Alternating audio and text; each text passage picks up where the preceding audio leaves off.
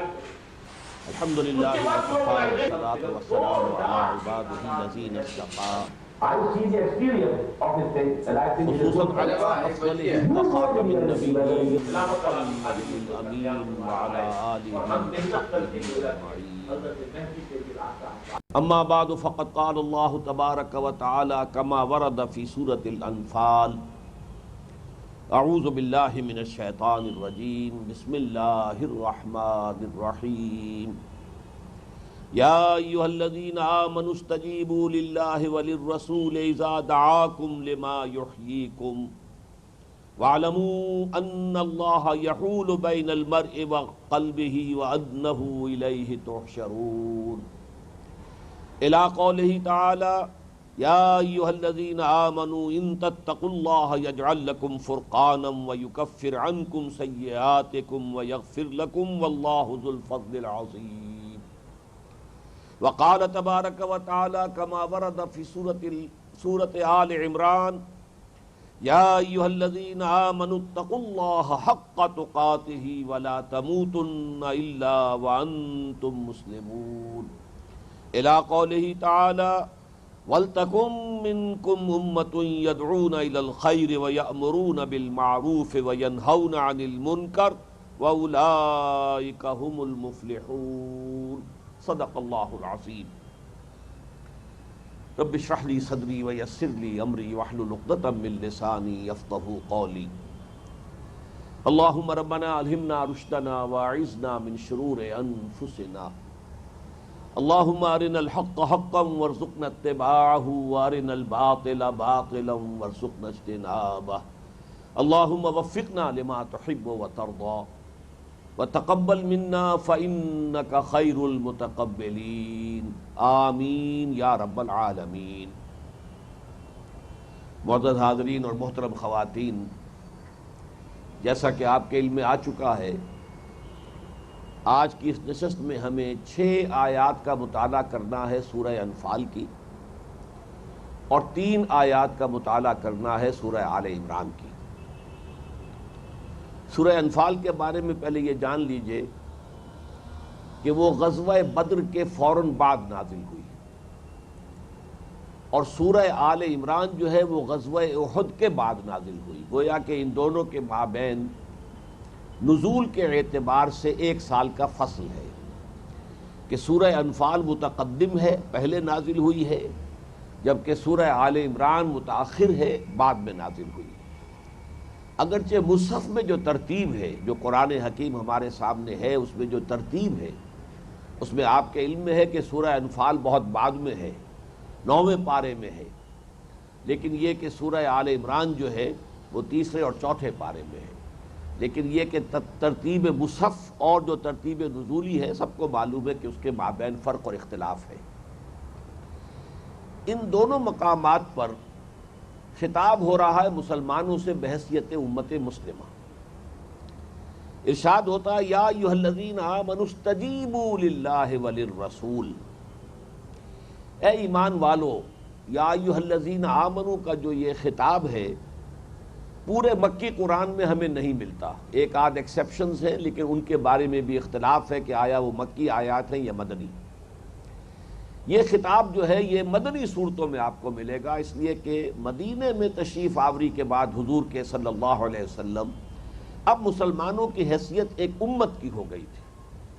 اس سے پہلے ابھی وہ صرف ایک جماعت کے درجے میں تھے، لیکن اب وہ ایک امت تھے، ان کا اپنا ایک مرکز وجود میں آ گیا تھا، اپنی ایک چھوٹی سی حکومت قائم ہو گئی تھی، اپنی چھوٹی سی ریاست برپا ہو گئی تھی۔ لہٰذا اب جو بھی مسلمان تھے، جو کلمہ گو تھے، جو بھی داخلے ہو گئے تھے اسلام میں، ان سب کے لیے خطاب ہے یا ایھا الذین آمنوا۔ یہ میں اس لیے واضح کر رہا ہوں کہ مدنی صورتوں میں جو مسلمانوں میں منافق شامل تھے، انہیں بھی یا ایھا الذین آمنوا ہی کے الفاظ سے خطاب کیا جاتا ہے۔ کہیں بھی آپ کو پورے قرآن میں یا ایھا الذین نافقوا نہیں آیا، اے منافقو، یہ خطاب کہیں ہے ہی نہیں، اس لیے کہ در حقیقت وہ منافق بھی قانوناً مسلمان تھے، وہ کلمہ شہادت ادا کرتے تھے، نماز پڑھتے تھے، روزہ رکھتے تھے، جو بھی احکام تھے ان کو بجا لاتے تھے، اگرچہ کسل کے ساتھ، دلی آمادگی نہیں تھی، لیکن ظاہر بات ہے کہ مسلمانوں میں چونکہ وہ اپنے آپ کو شمار کروانا چاہتے تھے، لہذا وہ تمام جو علامات ہیں، جو شعائر ہیں، ان کو تو پورے طور پر وہ ادا کرتے تھے۔ تو قرآن مجید میں امت میں جتنے بھی عناصر شامل تھے، چاہے وہ مومنین صادقین تھے اور چاہے دوسری انتہا پر منافقین تھے، ان سب کے لیے خطاب جو ہے یا ایھا الذین آمنو۔ لہذا ہم اگر اس کا ترجمہ کریں کہ اے ایمان کے دعوے دارو، اے وہ لوگوں کہ جو دعویٰ کر رہے ہو کہ انہیں ایمان حاصل ہے اللہ پر اور رسول پر صلی اللہ علیہ وسلم اور بعث بعد الموت پر اور جزا و سزا پر، یا ایھا الذین آمنوا استجیبوا للہ وللرسول، لبیک کہو اللہ اور اس کے رسول کی پکار پر۔ اجابہ اور استجابہ تقریباً ہم معنی الفاظ ہیں، کسی کی بات کو سننا، اس کا جواب دینا، اسے قبول کرنا، یہ اجابت بھی آئے گا باب افعال میں اور باب استفعال میں استجابت، دونوں ہم معنی ہیں۔ استجیبو کا لفظ مکی قرآن میں آیا ہے سورہ شورى میں، استجیبوا لربکم من قبل ان یأتی یوم لا مرد لہ من اللہ ما لکم من ملجأ یومئذ وما لکم من نکیر۔ اس سورہ مبارکہ میں مسلمانوں کو حکم دیا گیا ہے کہ دین کو قائم کرو۔ یہ جو ہمیں عطا کیا گیا ہے اسلام، یہ ایک دین ہے، ان الدین عند اللہ الاسلام۔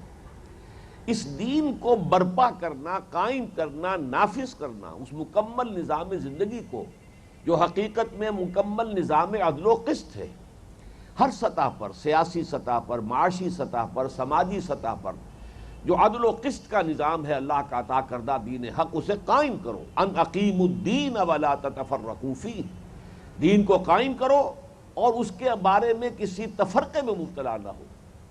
چنانچہ اب یہ استجابت کا جو لفظ آیا پھر اسی سورہ مبارکہ میں، استجیبوا لربکم، اپنے رب کی اس پکار پر لبیک کہو، اس سے پہلے کہ اللہ کی طرف سے، اللہ کے حکم سے وہ دن آن پہنچے کہ پھر جس کو لوٹانے والا کوئی نہیں ہوگا۔ یعنی تمہاری موت کا وقت بھی آ سکتا ہے اچانک، مہلت عمر ختم ہو سکتی ہے اچانک، اور اسی طرح قیامت بھی آئے گی تو اچانک آئے گی۔ لہذا اس سے پہلے کہ وہ تمہاری آخری گھڑی آ جائے انفرادی یا اجتماعی سطح پر، تو جو بھی وقت ہے غنیمت سمجھو، اپنی رب کی پکار پر لبیک کہو۔ دیکھیے یہ لفظ ویسے تو عام ہوگا، استجیبوا لربکم، اپنے رب کی پکار پر لبیک کہو، تو جو بھی حکم ہے رب کا ظاہر بات ہے کہ اس کو قبول کرنا، اختیار کرنا، یہ بندہ مومن کا کام ہے۔ اگر اللہ فرماتا اقیموا الصلاۃ وآتوا الزکاۃ، ٹھیک ہے، وہ ہمیں کرنا ہے، یہ استجابت ہوگی کہ ہم نماز کو قائم کریں، زکوٰۃ ادا کریں۔ اگر اللہ فرماتا کتب علیکم الصیام کما کتب علی الذین من قبلکم، تم پر روزے بھی فرض کیے گئے ہیں جیسے کہ تم سے پہلی کی امتوں میں فرض کیے گئے تھے، اب استجابت کا تقاضا ہوگا کہ ہم اللہ تعالیٰ کے اس حکم پر عمل کریں جیسے کہ ہم کرتے ہیں اللہ کے فضل و کرم سے۔ اگر حج فرض کیا گیا ہے، وَلِلَّهِ عَلَى النَّاسِ حِجُّ الْبَيْتِ مَنِ اسْتَطَاعَ إِلَيْهِ سَبِيلًا، اللہ کا حق ہے اپنے بندوں پر کہ وہ ان میں سے جو بھی استطاعت رکھتے ہوں وہ اس کے گھر کا حج کریں۔ حج کرنا ہے صاحب استطاعت لوگوں کو۔ تو استجابت ہر حکم جو اللہ کی طرف سے آیا ہے، جو بھی فرمان ہے، جو بھی اوامر ہیں، جو بھی نواہی ہیں، ان سب کو قبول کرنے پر لفظ استجابت آئے گا۔ لیکن اس سورہ مبارکہ میں خاص طور پر یہ استجابت کا لفظ کیوں آ رہا ہے؟ اس لیے کہ اب وہ مرحلہ آ گیا ہے کہ نبی اکرم صلی اللہ علیہ وسلم کی دعوت اور تحریک اس آخری مرحلے میں داخل ہو چکی ہے جسے ہم جدید اصطلاح میں کہیں گے آرمڈ کانفلکٹ۔ اب مسلح تصادم کا آغاز ہو چکا ہے، اب آخری مرحلے میں ہے یہ جد و جہد۔ اگر ہم جدید اصطلاح استعمال کریں تو محمد الرسول اللہ صلی اللہ علیہ وسلم کی انقلابی جد و جہد اب آخری مرحلے میں داخل ہو گئی ہے، اس لیے کہ 12 سال جو تھے مکے کے وہ تھے دعوت کے سال، دعوت دینا، جو لوگ دعوت قبول کریں انہیں منظم کرنا، انہیں ڈسپلن کا خوگر اور عادی بنانا، پھر ان کا تزکیہ کرنا، ان کی زندگیوں کے اندر سے تمام برائیوں کو نکالنا، پاک کرنا، یتلو علیہم آیاتہ ویزکیہم ویعلمہم الکتاب والحکمہ۔ تو یوں سمجھیے کہ ایک انقلابی جماعت جس کا کہ نام قرآن مجید کی اصطلاح میں حزب اللہ ہے، اللہ کی پارٹی، جیسے کہ سورہ مائدہ میں فرمایا ان حزب اللہ ہم الغالبون، یقیناً اللہ کی پارٹی ہی غالب رہے گی بالآخر۔ اور سورہ مجادلہ میں فرمایا اولئک حزب اللہ الا ان حزب اللہ ہم المفلحون، فلاں لوگ جو ہیں یہ اللہ کی پارٹی ہیں جن کے اندر یہ اوصاف ہیں، اور آگاہ ہو جاؤ کہ بالآخر اللہ کی پارٹی ہی فلاح پائے گی۔ تو گویا کہ 12 سال میں حضور نے وہ پارٹی تیار کی، وہ جماعت تیار کی، وہ جمعیت تیار کی۔ یہ حزب کا لفظ اردو میں مستعمل ہے، حزب اقتدار، حزب اختلاف، یہ تو ہمارے ہاں عام استعمال ہوتا ہے، حزب پارٹی کو کہتے ہیں۔ تو ایک پارٹی شیطان کی ہے، سورہ مجادلہ میں آیا ہے اولئک حزب الشیطان۔ جو بھی اللہ کے رسول کی اس دعوت اور تحریک کے مقابلے میں خم ٹھوک کر آ گئے تھے، راستہ روک رہے تھے، مخالفت کر رہے تھے، وہ ظاہر بات ہے حزب الشیطان تھے۔ اور جو لوگ اس کے لیے سر بکف ہو گئے تھے، اس کے لیے تیار تھے، انہوں نے سر پر اپنے کفن باندھ لیے تھے، تن من دھن اس کے لیے دینے کے لیے تیار تھے، اولئک حزب اللہ، یہ اللہ کی پارٹی ہے۔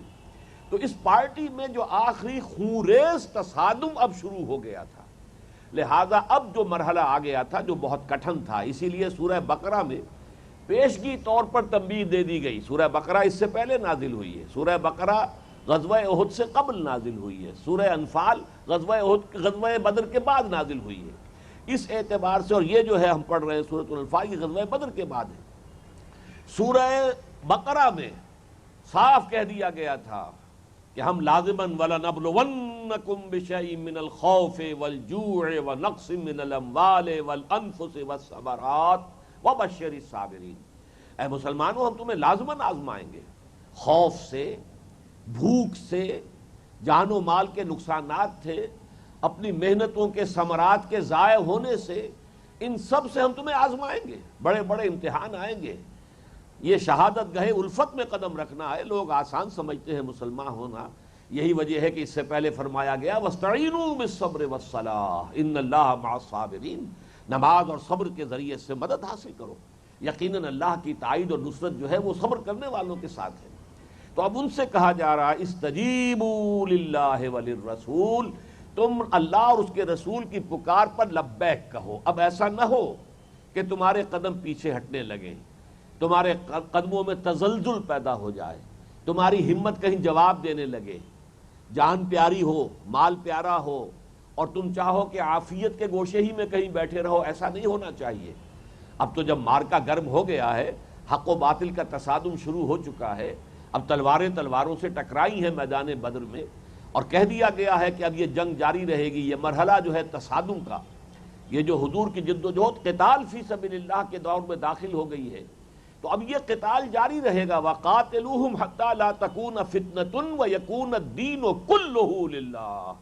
اب یہ قتال، یہ جنگ اللہ کی راہ میں جاری رہے گی جب تک کہ فتنہ اور فساد اور بغاوت جو اللہ کے خلاف زمین میں ہے ختم نہ ہو جائے کلیتاً، اور دین کل کا کل صرف اللہ کے لیے نہ ہو جائے، یعنی پورا انسانی نظام زندگی اللہ کی حاکمیت اور اللہ کی اطاعت مطلق کے تابع ہو جائے۔ اس وقت تک اب تمہارا یہ قتال کا مرحلہ جاری رہے گا۔ لہذا اس خاص مرحلے میں یہاں جو استجابت کو جو سے مراد جو ہے وہ یہ ہے کہ سر پر کفن باندھ کر میدان میں آؤ۔ فرمایا یا ایھا الذین آمنوا استجیبوا للہ وللرسول اذا دعاکم لما یحییکم۔ یہ دعا جو ہے یہ واحد کا صیغہ، دعوا نہیں آیا، استجابت کے لیے تو آیا اللہ اور اس کے رسول کی پکار پر لبیک کہو، لیکن یہاں جب پکار ہے تو کس کی ہے؟ وہ ہے واحد کا صیغہ، جبکہ محمد صلی اللہ علیہ وسلم تمہیں پکاریں، جب وہ تمہیں آواز دیں۔ یہ بڑی پیاری بات ہے، بہت اہم نقطہ ہے، اس کو سمجھ لیجئے کہ اللہ کی پکار بھی تو ہمیں حضور ہی کی زبانی پہنچی ہے۔ گفتہ او گفتہ اللہ بود، نکلی تو لبے اقبال سے ہے، کیا جانیے کس کی ہے یہ صدا، پیغام سکون پہنچا بھی گئی، دل محفل کا تڑپا بھی گئی۔ قرآن بھی تو حضور صلی اللہ علیہ وسلم کے دہن مبارک ہی سے نکل رہا ہے، حضور ہی کی زبان مبارک کے ذریعے سے ہم تک آ رہا ہے۔ لہذا جو بھی پکار ہے اس معنی میں سمجھ لیجئے کہ اگرچہ نظری طور پر تو اطیعوا اللہ و اطیعوا الرسول یہ دونوں مل کر ایک بریکٹ ہو جائیں گے، لیکن عملی اعتبار سے تو کلی اطاعت محمد کی ہے صلی اللہ علیہ وسلم، اس لیے کہ اللہ کے احکام بھی تو محمد پہنچا رہے ہیں صلی اللہ علیہ وسلم۔ ہم میں سے کسی کے پاس براہ راست اللہ تعالیٰ کی طرف سے کوئی پیغام نہیں آیا ہے، وہ پیغام بھی در حقیقت بواسطہ محمد الرسول اللہ صلی اللہ علیہ وسلم آیا ہے، لہذا یہاں واحد کا صیغہ لائے جبکہ وہ تمہیں پکارے۔ اس کی وجہ اچھی طرح نوٹ کر لیجئے، منافقین یہ کہا کرتے تھے کہ ٹھیک ہے اگر قرآن مجید میں کوئی حکم آ جائے گا ہم مانیں گے، لیکن کیا ضروری ہے کہ محمد کی بات مانی جائے صلی اللہ علیہ وسلم، یہ بھی تو ہم جیسے ایک انسان ہیں۔ آپ اچھی طرح سمجھ لیجئے کہ اگرچہ وہ یہ مانتے تو تھے یہ اللہ کے رسول ہیں، لیکن ان کے سامنے جو تھا وہ تو محمد ابن عبداللہ تھا صلی اللہ علیہ وسلم. انسان تھا، 2 ہاتھ تھے، 2 پاؤں تھے، 2 آنکھیں تھی، کان تھے، پاؤں زمین پر چلتے تھے، کھانا کھاتے تھے، انسان تھے، بشر تھے. ان کے سامنے تو ایک بشر تھا. اصل میں اس وقت بھی جو حضور پر ایمان رکھتے تھے، آپ کی نبوت و رسالت پر، تو یہ ایمان بالغیب تھا. اس لیے کہ نبوت محمدی کا تعلق تو غیب سے ہے. کسی نے جبرائیل کو آتے ہوئے نہیں دیکھا، کسی نے وحی کو اترتے ہوئے نہیں سنا. یہ سارا مسئلہ تو جو ہے وہ عالم غیب میں ہو رہا ہے. تو ان کا کہنا یہی تھا. یہی وجہ ہے کہ آپ سورہ محمد میں دیکھیں گے، سورہ محمد صلی اللہ علیہ وسلم بھی غزوہ بدر سے متصلاً قبل نازل ہوئی ہے. قرآن مجید میں ابھی واضح طور پر قتال کا حکم نہیں آیا تھا، لیکن حضور نے ہجرت کے 6 مہینے کے بعد سے چھاپا مار دستے بھیجنے شروع کر دیے تھے. یہ ساری تفاصیل میری کتاب منہج انقلاب نبوی کے اندر بڑی تفصیل کے ساتھ یہ بحث موجود ہے کہ حضور نے ہجرت کے بعد صرف 6 مہینے لیے، جس کو ہم آج کی اصطلاح میں کہیں گے for consolidation of his position in Medina. 3 کام کیے. ایک تو اپنا مرکز تعمیر کر لیا مسجد نبوی. اب یہ دارالحکومت بھی ہے، گورنمنٹ ہاؤس بھی ہے، پارلیمنٹ بھی ہے، دارالندوہ بھی ہے، شورا کی جگہ بھی ہے، یہی تعلیم گاہ بھی ہے، یہی خانقاہ بھی ہے، تربیت گاہ بھی ہے، عبادت گاہ بھی ہے، مرکز بن گیا. دوسرا کام کیا کیا کہ انصار اور مہاجرین ان دونوں کو، ایک انصاری ایک مہاجر، بھائی بھائی، تاکہ یہ دونوں سیکشنز جو ہیں، امت اس وقت 2 حصوں پر مشتمل تھی. مہاجرین جو مکے سے آئے تھے اور جو مدینے سے جو ایمان لائے تھے انصار. ظاہر بات ہے قبیلے جدا ہیں، ان کے معاملات کو آپس کے جو ہیں وہ بہت قرب کے تو نہیں ہیں. رشتہ تو صرف اسلام کا ہے جو انہیں جوڑ رہا ہے. لہذا اگر یہ رشتہ مضبوط نہ ہو سکتا ہے کہ آئندہ کی کسی جد و جہد میں یہ جو ایک ویک پوائنٹ اگر رہ جائے اور انٹیگریشن نہ ہو ان 2 طبقات کی، تو دشمن جو ہے اس کو ایکسپلائٹ کر سکتا ہے، جیسے کہ منافقین بسا اوقات کرتے تھے. انصار اور مہاجرین کے خلاف جو ہے ان کے مابین کو ایسی شکل رنجیاں پیدا کر دیتے تھے کہ جس سے بسا اوقات لڑائی کی نوبت آ جاتی تھی. وہ تو حضور صلی اللہ علیہ وسلم کیونکہ خود موجود تھے، آپ بنفس نفیس آتے تھے اور معاملات کو سنبھال لیتے تھے. لیکن آپ کو سیرت میں کئی واقعات ملیں گے.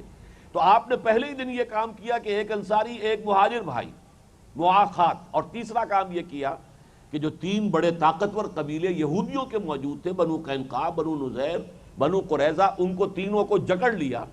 ایک جوائنٹ ڈیفنس آف مدینہ جسے یہ کہا جاتا ہے میثاق مدینہ. وہ اصل میں کیا تھا اس کا تجزیہ کریں گے تو وہ مدینے کا ایک اجتماعی اور متحد تحفظ کیا جائے گا، دفاع کیا جائے گا. اگر مدینے پر کوئی باہر سے لشکر حملہ آور ہوا تو سب مل کر، مسلمان اور یہودی مل کر جو ہے دفاع کریں گے. یہ 3 کام آپ نے کیے. یہ 6 مہینے لیے اس میں 3 کاموں میں. 7ویں مہینے سے آپ نے چھاپا مار دستے بھیجنے شروع کر دیے. انیشیٹو لے لیا کفر کے خلاف. اب اس لیے کہ جو اللہ کا گھر تھا وہ تو بت پرستی کا اڈا بنا ہوا ہے. 360 بت وہاں رکھے ہیں.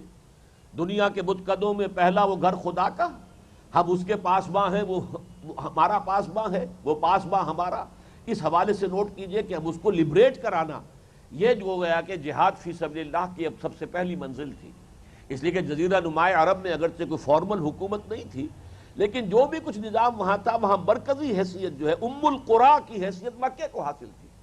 جب تک مکہ فتح نہیں ہوتا اور اسلامی ریاست کا مرکز نہیں بنتا، اس وقت تک گویا کہ پورا عرب جو ہے اس پر اسلام کا غلبہ نہیں ہوا.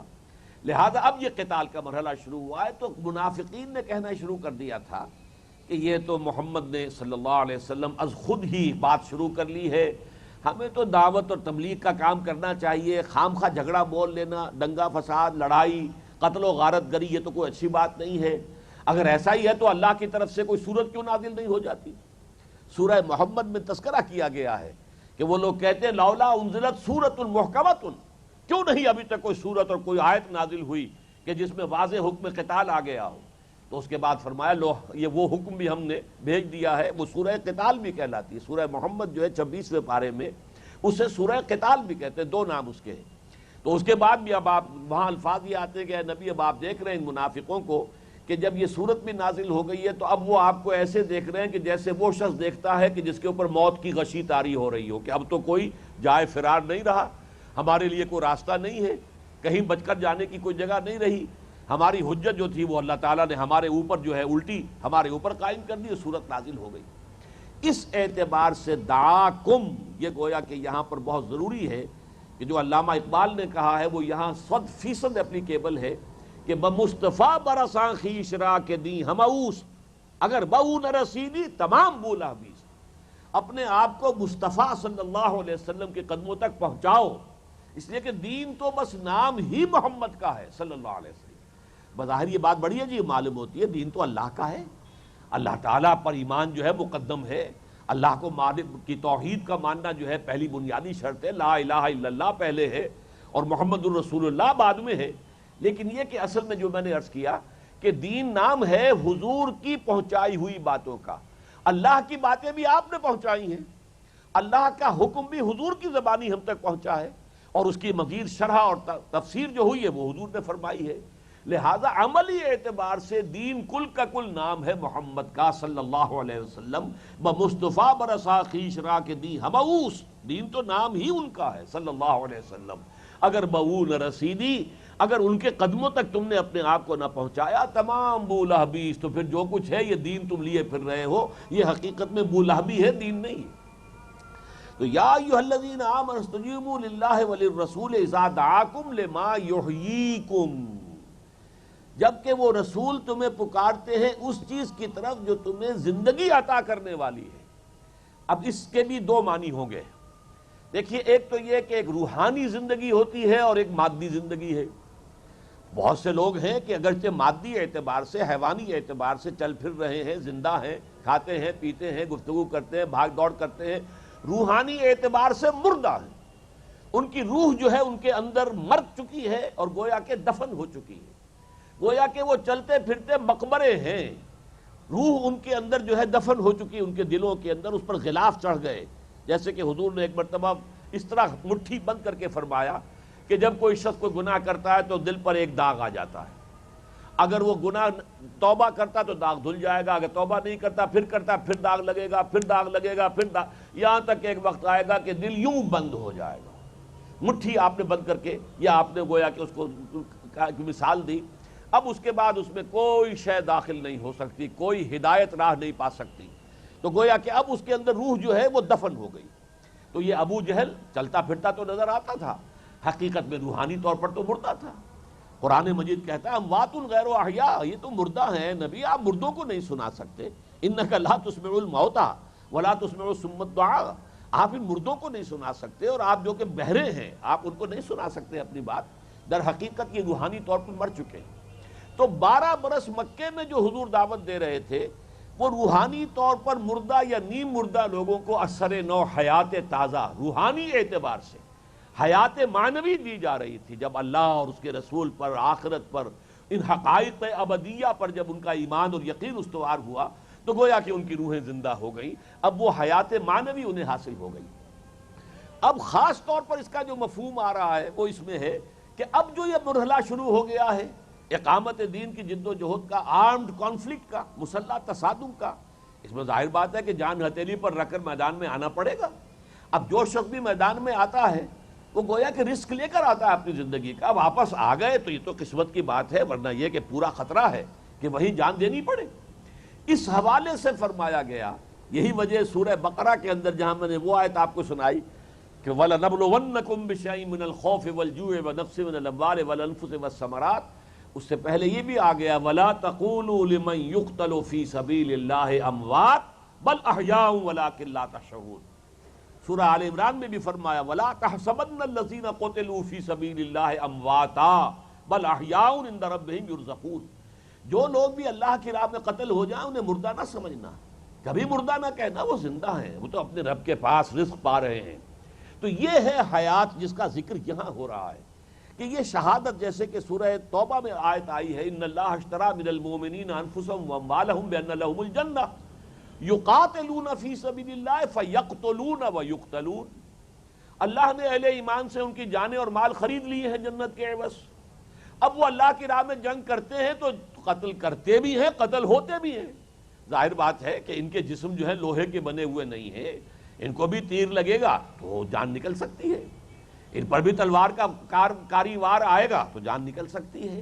تو اللہ تعالیٰ نے کوئی ضمانت نہیں دی تھی کہ تم میرے راستے میں آؤ جنگ کرو، میری ضمانت ہے تمہیں کوئی گدن نہیں پہنچے گا، نہیں، جانیں دو، قربانیاں دو، اپنی جانیں قربان کرو۔ جام شہادت نوش کرو، شہادت ہے مطلوب و مقصود مومن، نہ مال غنیمت نہ کشور کشائی، اور یوں سمجھ لو کہ اللہ کی راہ میں جان دے دینے سے وہ زندگی ملتی ہے۔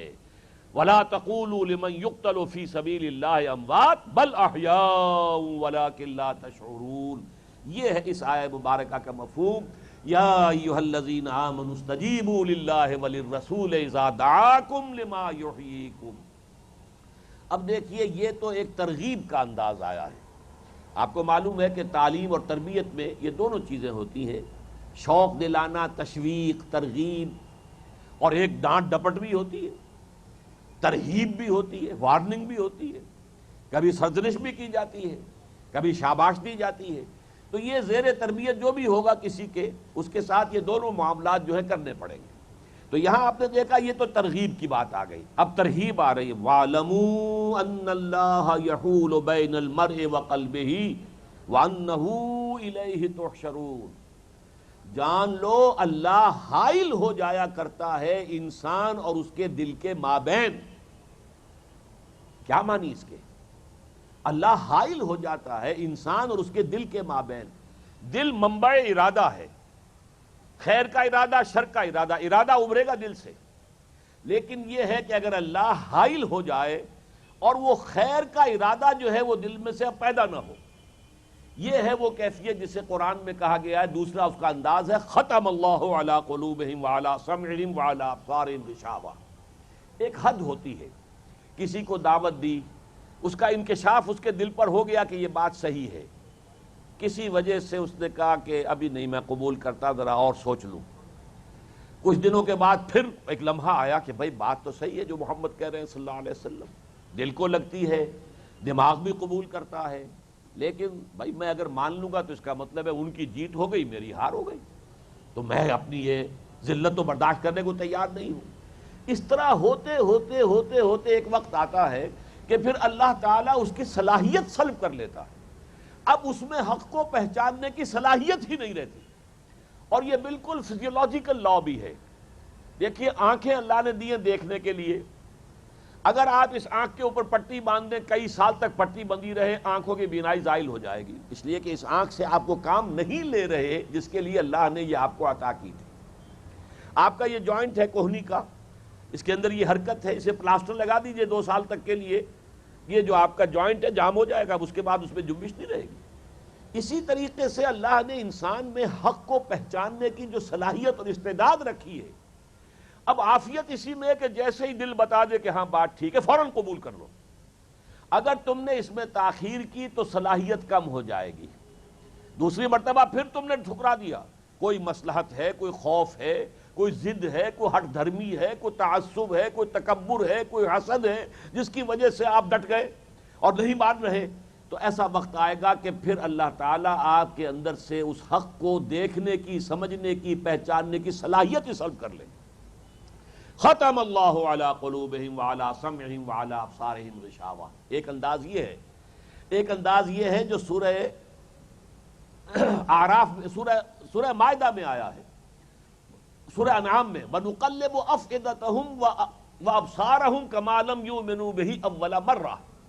ہم ان کے دل بھی الٹ دیں گے، ان کی نگاہیں بھی الٹ دیں گے، اس لیے کہ وہ پہلی مرتبہ جب انکشاف ہو گیا تھا حق کا، انہوں نے قبول نہیں کیا۔ اگر جیسے ہی وہ انکشاف حق ہو فوراً قبول کرو، لبیک، حاضر، واقعتاً میرا دل مان رہا ہے کہ آپ صحیح کہہ رہے ہیں، واقعتاً میرے دماغ کو بھی بات اپیل کر رہی ہے کہ آپ کی بات ٹھیک ہے، حاضر ہوں۔ اگر یہ طرز عمل ہے تو اللہ تعالیٰ ہدایت میں اضافہ کرتا جاتا ہے اور راستے کھولتا جاتا ہے، فَسَنُيَسِّرُهُ لِلْيُسْرَىٰ۔ لیکن اگر اس کے برعکس روش ہوتی ہے تو ایک در حد کے بعد جا کر پھر دل پر مہر ہو جاتی۔ اسی کو یہاں کہا گیا ہے وَاعْلَمُوا أَنَّ اللَّهَ يَحُولُ بَيْنَ الْمَرْءِ وَقَلْبِهِ۔ ایک وقت آتا ہے اگر تم نے اللہ اور اس کے رسول کی پکار پر لبیک نہ کہی، کوئی بہانہ بنا دیا، کسی وقت کس مسا کر رہ گئے، دیر کر دی، باہر نکلنے میں دیر کر دی، جیسا سورہ نساء میں آیا ہے وَإِنَّ مِنْهُمْ لَمَن لَيُبَطِّئَنَّ، ادھر سے قتال کا حکم آ گیا ہے، ادھر یہ ذرا سستی کے ساتھ اپنا بندوبست کر رہے ہیں، سامان تیار، ابھی سامان ہی نہیں ہوا، جی جائیں گے، ٹھیک ہے جائیں گے، لشکر چلا گیا، پیچھے بیٹھے رہ گئے۔ یہ ترغیب اگر تمہاری ہوگی تو تمہاری سزا دنیا میں جو ملے گی وہ یہ ہے کہ تمہارے اندر سے حق کو قبول کرنے کی صلاحیت سلب ہو جائے گی، اللہ حائل ہو جائے گا تمہارے اور تمہارے دل کے مابین.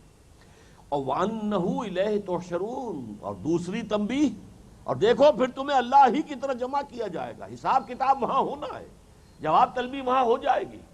حق تم پر منکشف ہو گیا تھا، تمہارے دل نے گواہی دی تھی کہ یہ صحیح ہے، پھر تم نے قبول نہیں کیا، پھر تم اس میں لیت و لال کے اندر پڑے رہے، تاخیر کرتے رہے، تعویق میں لگے رہے. لہذا یہ ہے کہ اب تمہارے لیے یہاں سزا جو ہے وہ تیار ہے. اگلی اور تنبیہ آ رہی ہے، وَاتَّقُوا فِتْنَةً لَا تُصِيبَنَّ الَّذِينَ ظَلَمُوا مِنْكُمْ خَاصَّةً، بچو اور ڈرو اس عذاب سے، اس فتنے سے کہ جو تم میں سے صرف گناہ گاروں ہی کو اپنی لپیٹ میں نہیں لے گا. یعنی یہ کہ اگر کسی معاشرے میں برائی کا چلن عام ہو جائے اور لوگ جو ہیں وہ بٹ جائیں، کچھ لوگ وہ ہیں جو اس برائی میں ملوث ہیں، کچھ لوگ وہ ہیں کہ جو خود تو ملوث نہیں ہیں لیکن روک بھی نہیں رہے، کچھ لوگ وہ ہیں کہ جو خود بھی بچے ہوئے دوسروں کو روک بھی رہے ہیں، نہیں عن المنکر.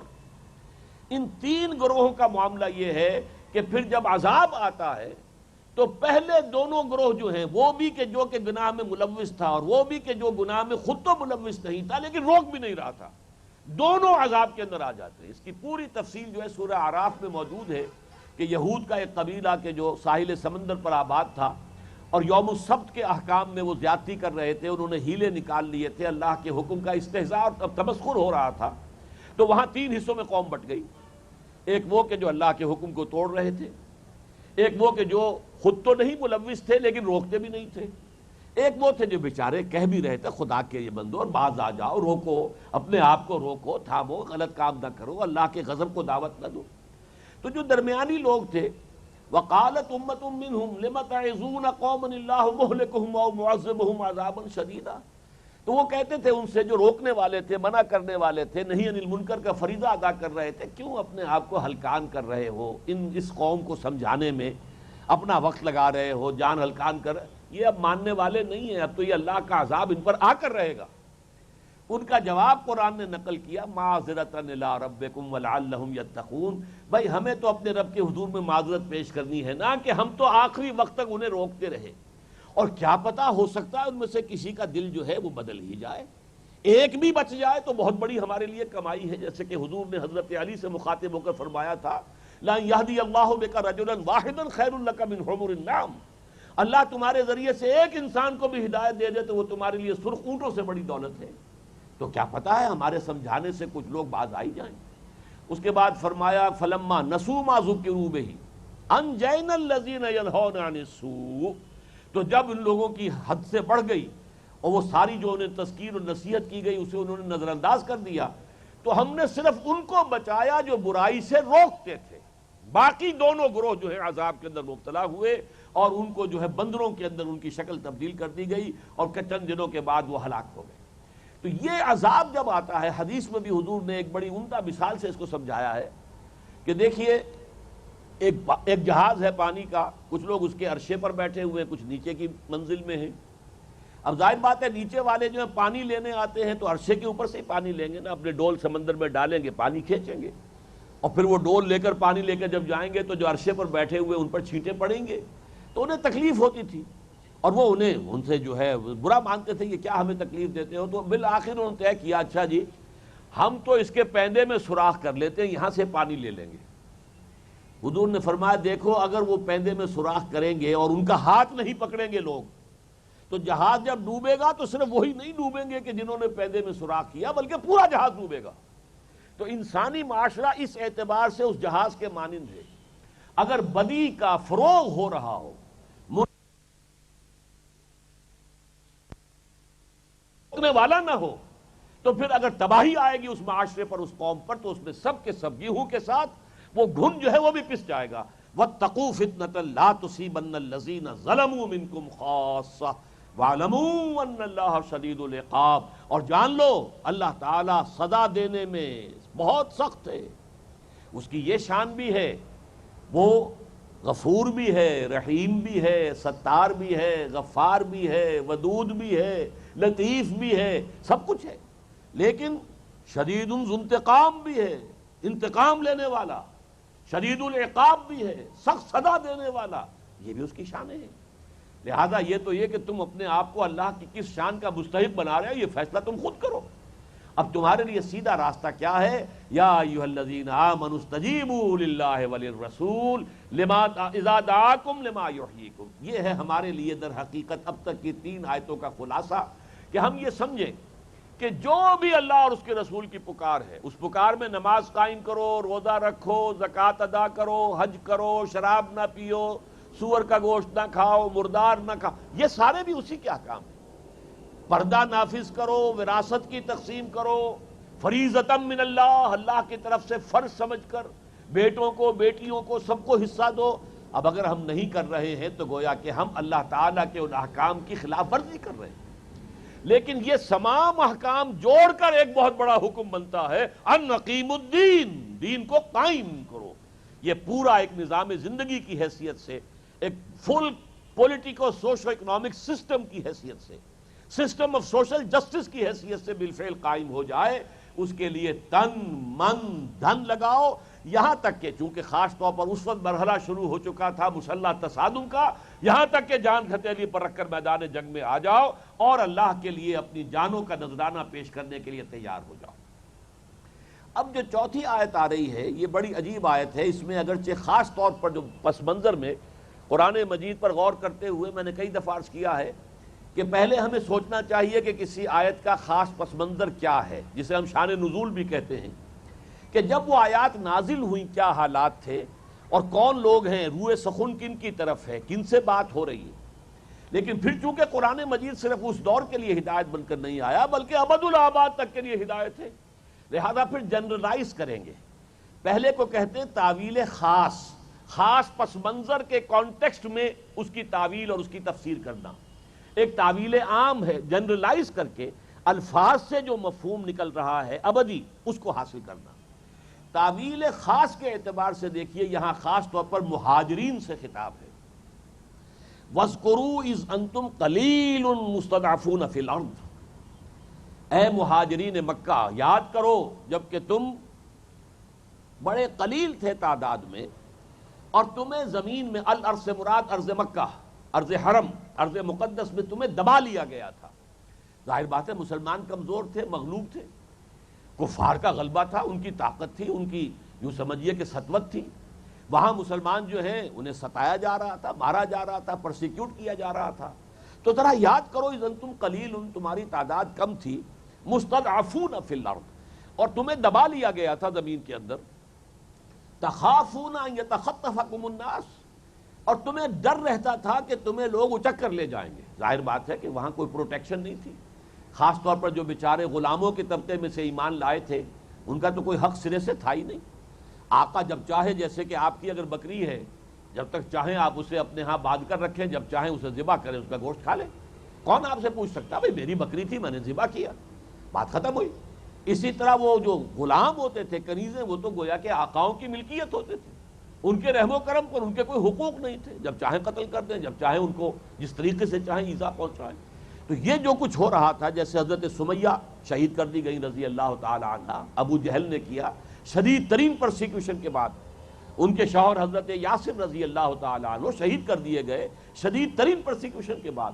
تو ایک حالت خوف طاری تھی، تم پر خوف یہ طاری تھا، تخافون ان یتخطفکم الناس، کہ لوگ تمہیں اچک کر لے جائیں گے جو بھی چاہیں گے. یہاں تک کہ آپ کو معلوم ہے کہ جب سن 10 نبوی میں ہجرت سے 2-2.5 سال پہلے جب حضور مکے سے مایوس ہو کر طائف گئے، اور طائف سے چونکہ وہاں تو بجائے اس کے کہ لوگ آپ کی دعوت کو قبول کرتے، جو تینوں بڑے بڑے سردار تھے ان سے ملاقات کی آپ نے، لیکن تینوں نے اس قدر تلخ باتیں کہی ہیں، زہر میں بھجی ہوئی باتیں کہی ہیں کہ حضور صلی اللہ علیہ وسلم نہایت دل شکستہ ہو کر وہاں سے واپسی کا سفر اختیار کرنے لگے.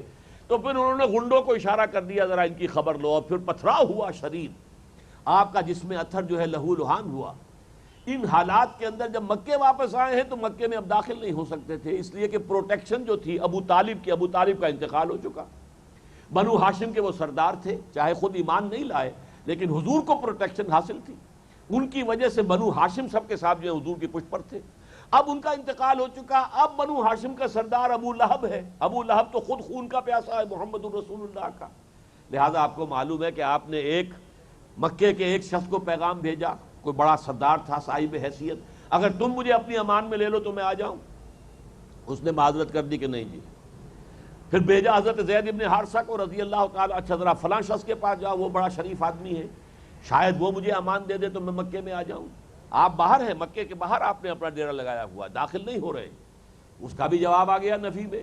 پھر تیسرا شخص ہے مطعم بن عدی، اس کے پاس جب بھیجا اس نے کہا ٹھیک ہے آپ کو میں امان دیتا ہوں، آپ مکے میں آ جائیں، آپ میری امان میں. حضور نے پھر بھیجا، نہیں کہو مجھے آ کر لے کر جاؤ، اس لیے کہ کیا پتا مکے میں داخل ہو تو کوئی مجھ پر حملہ کر دے. بعد میں وہ یہ پلی لے سکتا ہے کہ مجھے کیا پتا تھا کہ مطعم بن عدی نے امان دے رکھی ہے محمد کو صلی اللہ علیہ وسلم. تو وہ شریف النفس انسان اگرچہ مرا ہے وہ شرک پر اور کفر پر، جیسے ابو طالب انتقال کر گئے وہ ایمان نہیں لائے، لیکن ہمارے محسن ہیں، محمد الرسول اللہ کے محسن ہیں صلی اللہ علیہ وسلم، تو ہم بھی ان کا جو بار احسان ہے اپنے کندھوں پر محسوس کرتے ہیں. 10 برس تک پروٹیکشن جو دی ہے محمد الرسول اللہ کو مکے میں وہ ابو طالب نے دی ہے دنیاوی اعتبار سے، اگرچہ حقیقی پروٹیکشن تو اللہ کی ہے، لیکن جو دنیا میں وسائل کا معاملہ ہوتا ہے، مادی اسباب و وسائل کا، تو اللہ نے ان کو ذریعہ بنایا. اسی طرح یہ مطعم بن عدی ہے کہ انہوں نے امان دی ہے، اپنے 6 بیٹوں کو ہتھیار سجا کر باہر آئے ہیں اور لے کر گئے ہیں پھر حضور کو، اور اعلان کرتے ہوئے لوگوں سن لو آج سے محمد میری امان میں ہے. تب یہ آپ نے 2.5-3 برس اور گزارے ہیں مکے کے اندر، نوٹ کیجئے اس بات کو. تو حالات اس درجے مخدوش ہیں کہ حضور کی جان وہاں محفوظ نہیں تھی. وہی بات ہے جو یہاں کہی جا رہی ہے. اور یہ بھی میں آپ کو بتا دوں کہ پھر اس مطعم بن عدی کا اتنا احسان حضور نے مانا ہے کہ غزوہ بدر میں جب 70 اسیر قریش کے حضور کے قبضے میں تھے، قیدی، پرزنرز آف وار، تو حضور نے اس وقت فرمایا کہ اگر آج مطعم زندہ ہوتا اور وہ سفارش کرتا تو میں یہ 70 کے 70 قیدی بغیر کسی فدیے کے چھوڑ دیتا. لیکن مطعم کا انتقال ہو چکا تھا، وہ اپنے اسی کفر اور شرک پر مر چکا تھا. لیکن جیسا کہ میں نے عرض کیا کہ ہم پر احسان ہے. اسی طریقے سے حضور نے کتنا بڑا احسان مانا کہ غزوہ بدر کے 70 کے 70 اسیروں کو میں چھوڑ دیتا اگر آج مطعم زندہ ہوتا اور سفارش کرتا کہ چھوڑ دو. تو یہ جو کیفیت تھی مکے میں، وَاذْكُرُوا إِذْ أَنْتُمْ قَلِيلٌ مُسْتَضْعَفُونَ فِي الْأَرْضِ تَخَافُونَ أَنْ يَتَخَطَّفَكُمُ النَّاسُ. اب یہ دیکھیں 3 الفاظ آئے ہیں. قلیل، تمہاری تعداد کم تھی، مستضعفون فی الارض، زمین حرم میں تمہیں دبا لیا گیا تھا، لوگ تم پر غالب تھے، تم دبے ہوئے تھے. تخافون یتخطفکم الناس، تمہیں اندیشہ تھا کہ لوگ تمہیں اچک لے جائیں گے. اب 3 ہی الفاظ آ رہے ہیں، فآواکم وأیدکم بنصرہ ورزقکم من الطیبات لعلکم تشکرون. تو اللہ نے تمہیں پناہ دی. آج یہ مدینے کی سرزمین، یہ مدینۃ النبی، یہ دار الہجرت بن گیا ہے، اور اس نے آغوش وا کر کے اپنے کھلے بازوؤں کے ساتھ اور تمہیں بغل گیر کیا ہے اپنے ساتھ. اس لیے کہ حضور نے جب صحابہ کو یہ بھائی بھائی بنایا ہے، انصاری اور مہاجرین کو، تو انصاری صحابہ جو ہیں انہوں نے اپنی دکانوں میں، یہ دکان ہے میری، لو میں بیچ میں دیوار کھڑی کر دیتا ہوں، آدھی تمہاری آدھی میری. یہ میرا گھر ہے، محمد نے تمہیں میرا بھائی قرار دیا ہے صلی اللہ علیہ وسلم، لو میں بیچ میں دیوار کھڑا کر دیتا ہوں، آدھا گھر تمہارا آدھا میرا. یہاں تک کہ ایک صحابی، ان کی 2 بیویاں تھیں، انصاری صحابی، اپنے مہاجر بھائی کو لے گئے گھر میں. پردے کے احکام آئے نہیں تھے اور پردہ اس وقت عرب میں تھا ہی نہیں، سیدھے لے گئے گھر میں، میری یہ 2 بیویاں ہیں، تم جس کو پسند کرو میں اسے طلاق دے دوں تاکہ تم اس سے نکاح کر لو، کیونکہ میں یہ گوارہ نہیں کر سکتا کہ میرے تو گھر میں 2 بیویاں آباد ہوں اور میرا بھائی جسے محمد نے میرا بھائی قرار دیا صلی اللہ علیہ وسلم، اس کا گھر آباد نہ ہو. یہاں تک کا معاملہ تھا. تو اس لیے اللہ تعالیٰ فرما رہا ہے فآواکم، اللہ نے تمہیں پناہ دی ہے، وأیدکم بنصرہ، اور اپنی خاص نصرت سے تمہاری مدد فرمائی ہے، جس کی سب سے بڑی مثال ابھی گزر چکی ہے کہ غزوہ بدر میں تم نے دیکھ لیا، یوم الفرقان بنا دیا، 313 تقریباً نہتے غیر مسلح، تقریباً غیر مسلح، صرف 2 کے پاس تلواریں تھیں. اس لیے کہ مدینے سے جب نکلے تھے یہ خیال ہی نہیں تھا کہ کوئی جنگ ہوگی. وہ تو جیسے اس سے پہلے حضور نے 8 مہمیں بھیجی تھی، 4 میں آپ خود بھی شریک رہے تھے، 4 صرف آپ نے لوگوں کو بھیج دیا تھا، 4 سرایا، 4 غزوات غزوہ بدر سے پہلے ہیں. تو جیسے وہاں کوئی لڑائی نہیں ہوئی تھی، بلکہ قافلوں کا راستہ روکنا تھا، انٹرسیپٹ کرنا تھا قافلوں کو. تو اب بھی جو قافلہ آ رہا تھا شام سے ابو سفیان کی سرکردگی میں، اس کا راستہ روکنے کے لیے حضور مدینے سے نکلے. یہی وجہ ہے کہ عام جو ہے کوئی اعلان جنگ نہیں تھا، لوگوں نے ہتھیار لیے ہی نہیں. وہ تو یہ کہ قافلے کو روکنا ہے بھائی. لیکن کچھ عرصے کے بعد آگے آ کے پھر وہ وہی نازل ہوئی کہ اے محمد وہ قافلہ تو آ رہا ہے شمال سے، لیکن جنوب سے ایک لشکر بھی چل پڑا ہے. اور ان میں سے دونوں میں سے ایک پر ہمارا وعدہ ہے تمہیں ضرور فتح حاصل ہو جائے گی. اب یہ جب وعدہ ہے، یہ سورہ انفال کے اندر ہی موجود ہے، یہ اس سے پہلے کی آیات میں. پھر حضور نے جو ہے مشاورت منعقد کی. میں اس تفصیل میں اس وقت نہیں جا سکتا، وہ موضوع نہیں ہے، لیکن میں عرض یہ کر رہا ہوں 69 لوگ تھے، 313، اور وہاں پوری تیاری کر کے 1000 کا لشکر، 900 اونٹ لے کر، 100 گھوڑوں کا رسالہ. یہاں 313 میں سے صرف 2 کے پاس گھوڑے تھے، 2 گھوڑوں پر مشتمل رسالہ. کیولری جو ہے وہ 2 گھوڑوں پر مشتمل تھی. ادھر 100 گھوڑوں کی کیولری ہے، ادھر 1000 ہے، ادھر 313 ہے. ادھر پوری طرح مسلح ہے کیل کاٹے سے، یہاں بالکل غیر مسلح ہے. کوئی صرف لاٹھی لیے چلا آ رہا، کسی کے پاس صرف برچھا ہے، تلواریں 2 کے پاس ہے. یہ حال، لیکن اللہ نے فتح عطا فرمائی، فتح عظیم، ایسی فتح جسے یوم الفرقان کہہ دیا گیا. تو ایدکم بنصرہ، اپنی خصوصی نصرت سے تمہاری مدد کی ہے. ورزقکم من الطیبات، اور مدینے میں آ کر، یہ مدینہ تو نخلستانوں کا شہر ہے، یہاں تو زراعت ہوتی ہے، یہاں باغات ہیں، یہاں پھل ہیں، یہاں کھجور کے درخت ہیں، یہاں انگوروں کے باغات ہیں. تمہیں یہاں اللہ نے جب جگہ دی ہے تو تمہیں پاکیزہ رزق عطا فرمایا ہے، لعلکم تشکرون، تاکہ تم شکر کر سکو. یہ تو ہو گیا خاص جو ہے تعویل خاص کا معاملہ، کہ اس آیت کے مخاطب کون تھے اس وقت؟ مہاجرین مکہ، جو مکے میں جب تک تھے سخت حالات میں تھے، ستائے جا رہے تھے، تکلیفیں پہنچائی جا رہی تھی، ہر وقت جان کا اندیشہ تھا، دبے ہوئے تھے، کمزور تھے. لیکن اب اللہ تعالیٰ نے انہیں یہاں پناہ دی، جگہ دی، یہاں پر ان کے لیے رزق کے جو ہے دروازے کھول دیے، نصرت کے لیے انصار مدینہ کو جو ہے سربکف ان کے ساتھ کھڑا کر دیا. تو یہ ان کے اوپر خصوصی احسان تھے جو اللہ کے ہوئے. لیکن اب نوٹ کیجئے، میں اسی آیت میں تعویل عام کے اعتبار سے پاکستان کی تحریک کی پوری سرگزشت دیکھتا ہوں. دیکھیے تحریک پاکستان کیوں اٹھی؟ ہم اقلیت میں تھے ہندوستان میں،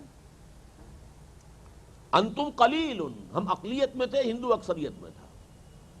زمانہ اب وہ آ گیا تھا، اب وہ تلوار سے معاملات طے نہیں ہوتے، ووٹ سے ہوتے ہیں. تلوار سے معاملے طے ہوتے تو اب بھی وہ اقلیت بھاری رہتی ہندو اکثریت پر. لیکن جب 1 مین 1 ووٹ کا معاملہ آ گیا تو اکثریت غالب ہے ہی ہے. اب تو ظاہر بات ہے اقلیت کی تو کوئی حیثیت ہی نہیں.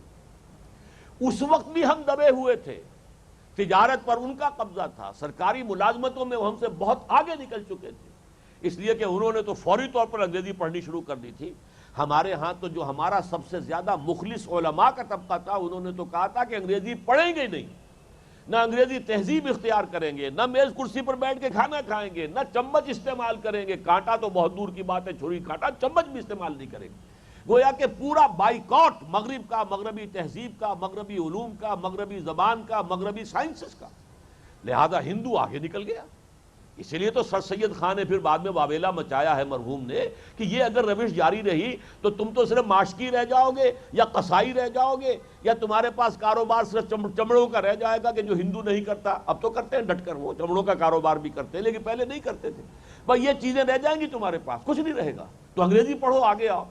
بہرحال اس کے باوجود جو ہم سے وہ آگے نکل گئے تھے، پھر انگریز انہیں شہ دے رہا تھا. اس کی وجہ خاص تھی، کیونکہ انگریز نے حکومت چھینی ہندوستان میں مسلمان سے، اکثر و بیشتر جگہوں پر. پنجاب میں سکھوں سے چھینی ہے آ کر، لیکن سندھ میں تو مسلمانوں سے چھینی ہے. تالپور فیملی تھی یہاں پر، اس کی حکومت تھی. باقی بھی ہندوستان کے اکثر علاقوں میں مسلمانوں سے حکومت چھینی ہے. تو جو قوم حکومت کے تختے سے گرا کر، تختے حکومت سے گرا کر نیچے اتار دی گئی ہے، اس میں تو ظاہر بات ہے بغاوت کے آثار ہوں گے، انہیں تو اپنی حکومت یاد آئے گی. ہندو کا معاملہ اور تھا، ہندو تو پہلے بھی غلام تھا، پہلے مسلمانوں کا غلام تھا، اب عیسائیوں کا ہو گیا، فرق کیا پڑا؟ چینج آف ماسٹرز کا معاملہ ہے نا، پہلے بھی کوئی حاکم تو نہیں تھا، محکوم تھا. لہذا اس کے لیے کوئی ایسا بڑا حادثہ نہیں تھا. یہ صرف یہ کہ حاکم بدل گئے اور مسلمان حاکم سے محکوم بنا دیے گئے. لہذا ان میں بغاوت کے جراثیم تھے. اسباب بغاوت ہند، سر سید احمد خان کی کتاب ذرا نوٹ کیجئے کہ اس لیے کیوں لکھی انہوں نے. بہرحال اس کا نتیجہ کیا تھا کہ مسلمانوں میں خوف پیدا ہوا کہ اگر ہندوستان ایک وحدت، سیاسی وحدت کی حیثیت سے آزاد ہوا تو ہندو ہمیں دبا لیں گے. مستضعفین تو ہم پہلے ہی ہیں، مالی اعتبار سے بہت پیچھے ہیں، تعلیم کے اعتبار سے بہت پیچھے ہیں، بیداری ہمارے اندر بہت کم ہے، تنظیم ہمارے اندر کم ہے، سرمایہ ہمارے پاس کم ہے، ادھر ہندو ان تمام اعتبارات سے آگے نکل گیا، سرکاری ملازمتوں میں آگے نکل گیا، سرکار دربار میں رسائی اس کو زیادہ حاصل ہو گئی۔ پھر یہ کہ ان کی ہماری اب مقابلے میں 1 اور 4 کی نسبت ہے آبادی کی، تو نتیجہ کیا نکلے گا؟ تخافون ان یتخطفکم الناس، تمہیں اندیشہ تھا کہ لوگ تمہیں اچک لے جائیں گے، ہمارے مذہب کو بھی بدلیں گے۔ شدی کی اور سنگٹن کی تحریک شروع ہو چکی تھی، آپ کے علم میں ہے، جس کے جواب میں پھر یہ تبلیغی جماعت کا کام مولانا الیاس رحمۃ اللہ علیہ نے شروع فرمایا۔ بڑے زوردار انداز کے اندر شدی کی آندھی چلی تھی، ہندی اور اردو کے خلاف جو ہے کس قدر بڑا محاذ بن گیا تھا۔ مالی اعتبار سے تو وہ ہمیں ایکسپلائٹ پہلے ہی کر رہے تھے اور بھی کرتے، تو اس اعتبار سے یہ خوف تھا کہ جس کی وجہ سے مسلمانان ہند، اور ظاہر بات ہے یہ خوف زیادہ کہاں تھا، یہ نوٹ کیجئے، پنجاب میں تو یہ خوف اتنا نہیں تھا۔ پٹھانوں کو ہندوؤں سے کیا خوف تھا صوبہ سرحد میں؟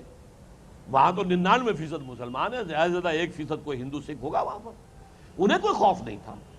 سندھ میں چونکہ ہندوؤں کی تعداد کافی تھی اور وہ بہت زیادہ منظم تھے، کاروبار پر پورا ان کا ہولڈ تھا، یہی وجہ ہے کہ خود جی ایم سید صاحب نے 3 سال پہلے، قیام پاکستان سے 3 سال پہلے اپیل کی تھی کہ ہندوستان میں جو مائنورٹی پروونسز کے مسلمان ہیں جو وہاں کچھ تجارت وغیرہ بھی کرتے ہیں، جانتے ہیں، وہ یہاں آئیں سندھ میں، تاکہ ہمیں یہ ہندوؤں کی ہیجمنی جو ہے اس سے ہمیں نجات دلائیں۔ تو یہاں کے حالات تو تھے لیکن پنجاب میں تو نہیں تھا۔ اسی طریقے سے اصل خطرہ اگر کہیں تھا تو مائنورٹی پروونسز میں تھا۔ یہی وجہ ہے کہ تحریک پاکستان کی اصل قیادت اور اصل قوت جو ہے وہ مائنورٹی پروونسز سے تھی۔ ساری قیادت جو ہے بامبے سے قائد اعظم ہے، یو پی سے لیاقت علی خان ہے، نواز اسماعیل خان ہے، خلیق الزمان ہے چودھری صاحب، اور لوگ جو بھی چلے آ رہے ہیں، آئی چندری گر ہیں، کہاں کے ہیں یہ لوگ؟ یہ سب کے سب لوگ جو ہیں وہ در حقیقت وہ مائنورٹی پروونسز کے۔ یہ ہے تحریک پاکستان کا پس منظر کہ ہم نے کہا کہ نہیں صاحب ہمیں علیحدہ ملک دے دو، ہم ہندوؤں کے ساتھ نہیں رہ سکتے، ہماری تہذیب جدا، ہمارا تمدن جدا، ہمارے قوانین جدا، ہماری رسومات جدا، ہمارے عقائد جدا، ہمارا دین جدا، ہر شے جدا ہے، ہم ان کے ساتھ ایک قوم نہیں، ہمیں ایک علیحدہ وطن دے دو تاکہ ہم اپنے نظریات کے مطابق، اپنی روایات کے مطابق، اپنے شعار کے مطابق اپنا ایک نظام بنائیں۔ یہ ہے تحریک پاکستان کا خلاصہ، لہذا اس کو منطبق کیجئے اس پر۔ فرمایا وَاذْكُرُوا إِذْ أَنْتُمْ قَلِيلٌ مُسْتَضْعَفُونَ فِي الْأَرْضِ، اس لیے کہ قرآن مجید میں سورہ انبیاء میں آیت آئی ہے، آیت نمبر 10، لَقَدْ أَنزَلْنَا إِلَيْكُمْ كِتَابًا فِيهِ ذِكْرُكُمْ، اے لوگوں ہم نے تمہاری طرف ایک کتاب نازل کر دی ہے جس میں تمہارا ذکر موجود ہے۔ اب اس کا اگرچہ ایک ترجمہ یہ بھی ہوتا ہے کہ ذکر لکم، تمہارے لیے ذکر ہے، نصیحت ہے، یاد دہانی ہے، لیکن ذکرکم اس کا تو مطلب یہ ہے کہ یہ مفہوم بھی لیا جا سکتا ہے کہ تمہارا ذکر موجود ہے، تذکرہ ہے۔ اس آئینے میں ہر ایک قوم کو اپنی تصویر نظر آ جائے گی، اس لیے کہ ایک حدیث میں جو حضرت علی سے مروی ہے رضی اللہ تعالیٰ عنہ، باقاعدہ اس کا ثبوت ہے۔ حضرت علی فرماتے ہیں کہ حضور نے ایک مرتبہ ارشاد فرمایا انہا ستکون فتنۃ، ان قریب ایک بہت بڑا فتنہ رونما ہوگا۔ فقلت، حضرت علی فرماتے میں نے عرض کیا مل مخرج منہا یا رسول اللہ، اے اللہ کے رسول یہ بتائیے اس سے نکلنے کا راستہ کون سا ہوگا؟ قال کتاب اللہ، فرمایا اللہ کی کتاب ہے فتنوں سے بچانے والی اور نکالنے والی۔ فیہ خبر ما قبلکم و نبأ ما بعدکم و حکم ما بینکم، اس قرآن میں تم سے پہلی قومیں جو گزری ہیں ان کے بھی حالات ہیں، تمہارے بعد جو آنے والے ہیں ان کا بھی تذکرہ موجود ہے، اور تمہارے مابین جتنے بھی اختلافات ہوں گے ان سب کا حل بھی موجود ہے۔ تو قرآن مجید میں تذکرہ ہے، آنکھیں کھول کر پڑھیں تو ہمیں نظر آ جائے گا کہ یہ در حقیقت ہماری تصویر کشی کی جا رہی ہے۔ وَاذْكُرُوا إِذْ أَنْتُمْ قَلِيلٌ مُسْتَضْعَفُونَ فِي الْأَرْضِ تَخَافُونَ أَنْ يَتَخَطَّفَكُمُ النَّاسُ فَآوَاكُمْ وَأَيَّدَكُمْ بِنَصْرِهِ۔ نوٹ کیجئے کس طرح اللہ نے اپنی نصرت سے ہمیں آج تک بچایا ہے۔ یاد کیجئے سن 62 میں ایوب خان نے چاندی کی تشتری میں رکھ کر پاکستان کو دوبارہ پیش کر دیا تھا ہندوستان کی خدمت میں، جوائنٹ ڈیفنس۔ جوائنٹ ڈیفنس کا مطلب کیا تھا؟ کامن بجٹنگ، سب سے بڑا خرچہ جو ہے بجٹ کے اندر وہ ڈیفنس کا ہوتا ہے۔ جوائنٹ ڈیفنس ہے تو جوائنٹ بجٹ ہونا چاہیے، اور پھر کامن فورن پالیسی۔ ڈیفنس میں تو اصل مسئلہ یہ دشمن کون ہے دوست کون ہے، گویا کہ ہم دوبارہ ریورٹ کر رہے تھے۔ وہ تو ٹھوکر ماری ہے نہرو نے، پہلے اس نے ٹھوکر مار دی تھی، قائد اعظم نے مان لیا تھا کیبنٹ مشن پلان کو، جس میں کم سے کم 10 سال تک کے لیے آزاد پاکستان کے مطالبے سے دستبرداری ہو چکی تھی۔ کہ ایک ہندوستان وجود میں آئے گا، ایک مرکزی حکومت ہوگی، 3 زون ہوں گے اے بی سی، زونز کو انٹرنل آٹونومی حاصل ہوگی، لیکن مرکز ایک ہوگا، ڈیفنس ایک ہوگا، کمیونیکیشن، ڈیفنس، کرنسی، یہ ساری چیزیں ایک ہوں گی۔ لیکن یہ کہ 10 سال کے بعد اگر کوئی زون علیحدہ ہونا چاہے تو اسے اس کا اختیار ہوگا۔ قائد اعظم نے مان لیا، تالی پٹ گئی کہ دیکھو بس یہ پاکستان کے مطالبے سے دستبردار ہو گئے، کجا شورا شوری، کجا این بے نم کی، بڑی تالی پیٹی ہے۔ اور وہ بڑا یعنی یوں سمجھیے کہ قائد اعظم کی زندگی میں، آپ کے پولیٹیکل کیریئر میں وہ لوور ایب تھا، اس وقت نیچے چلی گئی تھی آپ کی شخصیت۔ لیکن پھر کیا ہوا، نہرو نے کہہ دیا، کسی نے پوچھا کہ یہ علیحدہ ہونے کا بھی امکان اس میں ہے، کہا ایک دفعہ قائم ہو لینے دو، پھر کون کسی کو علیحدہ ہونے دیتا ہے۔ بات تو سچی کہی تھی اس نے، نکل جاتی ہے جس کے منہ سے سچی بات مستی میں، فقیہ مصلحت بھی سے وہ رندے بادہ خار اچھا، اس نے بات کہہ دی سچی، فوراً قائد اعظم نے جو ہے بیک ریورس لگایا کہ اگر یہی نیتیں اور ارادے ہیں تو ہم پھر اس کیبنٹ مشن پلان کو جو ہم نے تسلیم کیا تھا ہم اپنے واپس لیتے ہیں۔ تب یہ پاکستان وجود میں آیا۔ اور یہ مولانا ابوالکلام آزاد نے انڈیا ونز فریڈم جو کتاب لکھی ہے، اس میں اپنے پوری زندگی کی صرف ایک ہی غلطی تسلیم کی ہے، اور وہ یہ کہ میں نے اس وقت کانگریس کی صدارت کی پیشکش قبول نہیں کی۔ جب مولانا ابوالکلام آزاد نے نہیں تسلیم کیا صدر بننا، تو جواہر لال نہرو پر صدارت آئی، اور اگر جواہر لال نہرو صدر نہ ہوتا اور یہ بات کہہ دیتا تو اس کی کوئی حیثیت نہیں تھی۔ لیکن چونکہ اس وقت وہ صدر تھا آل انڈیا کانگریس کا، لہذا اب اس کی بات جو ہے قائد اعظم نے اس کو سامنے رکھ کر اور کیبنٹ مشن پلان سے جو ہے وڈرا کر دی۔ وہی نہرو ہے جو سن 62 میں آ کر کہتا ہے، یہ 15 سال کے بعد، جب اس نے کہا جوائنٹ ڈیفنس اگینسٹ ہوم، کس کے خلاف؟ ہمارا کوئی کامن اینیمی ہے ہی نہیں، ٹھوکر مار دی تو پاکستان بچا۔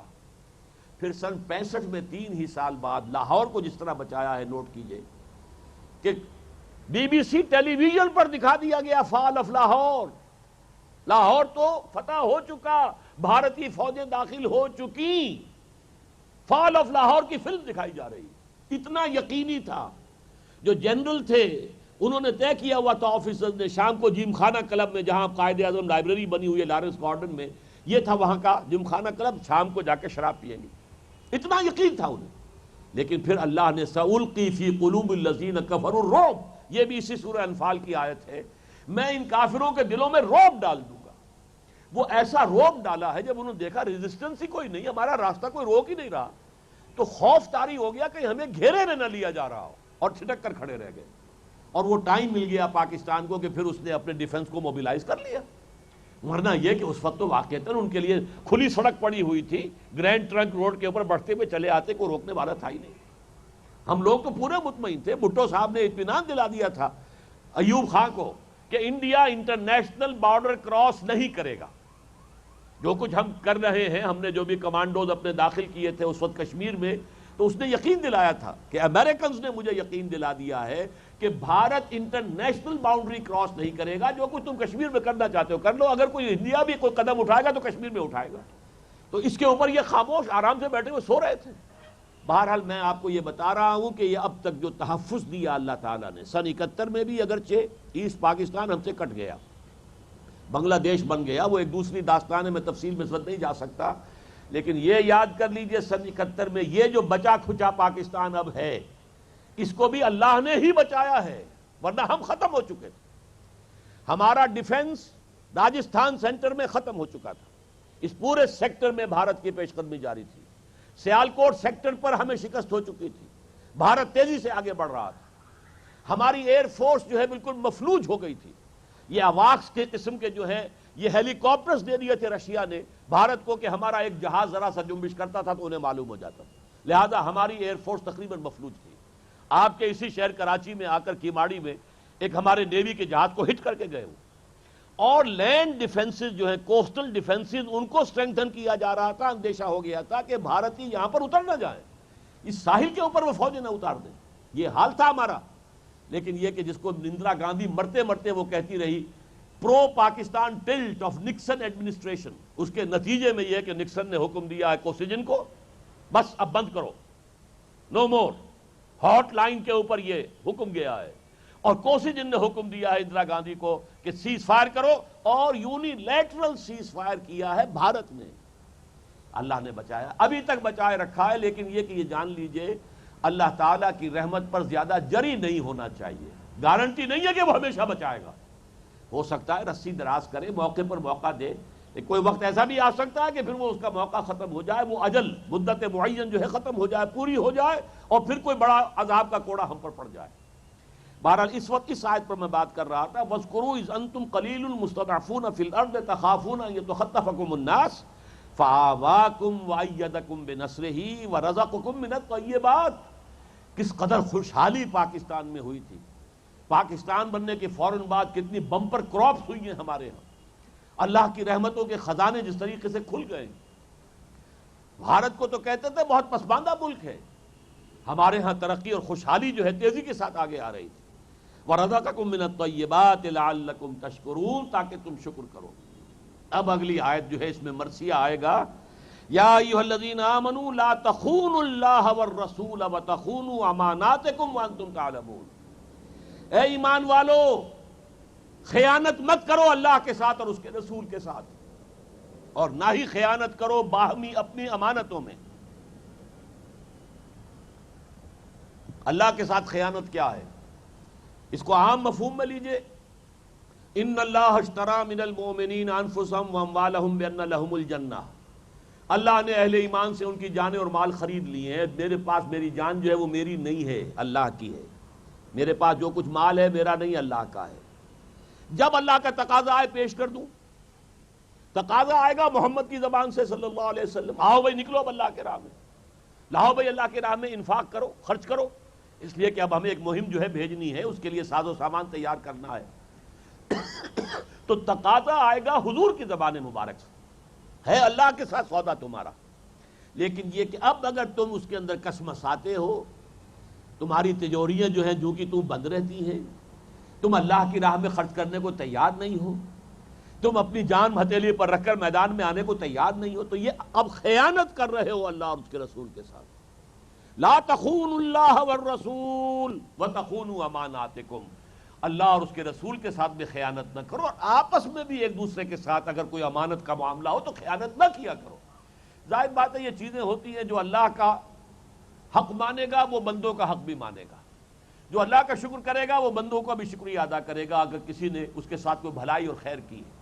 جو بندوں کا شکریہ ادا نہیں کرتا وہ اللہ کا بھی شکر نہیں کرے گا. من لم یشکر الناس لا یشکر اللہ. جو انسانوں کا شکر گزار نہیں ہوتا وہ کبھی اللہ کا شکر گزار بھی نہیں ہوگا.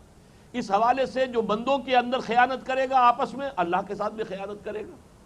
اور جو اللہ کے ساتھ خیانت کر رہا اس سے کیسے توقع ہوگی کہ وہ بندوں کے معاملے میں امانت دار ہو جائے گا؟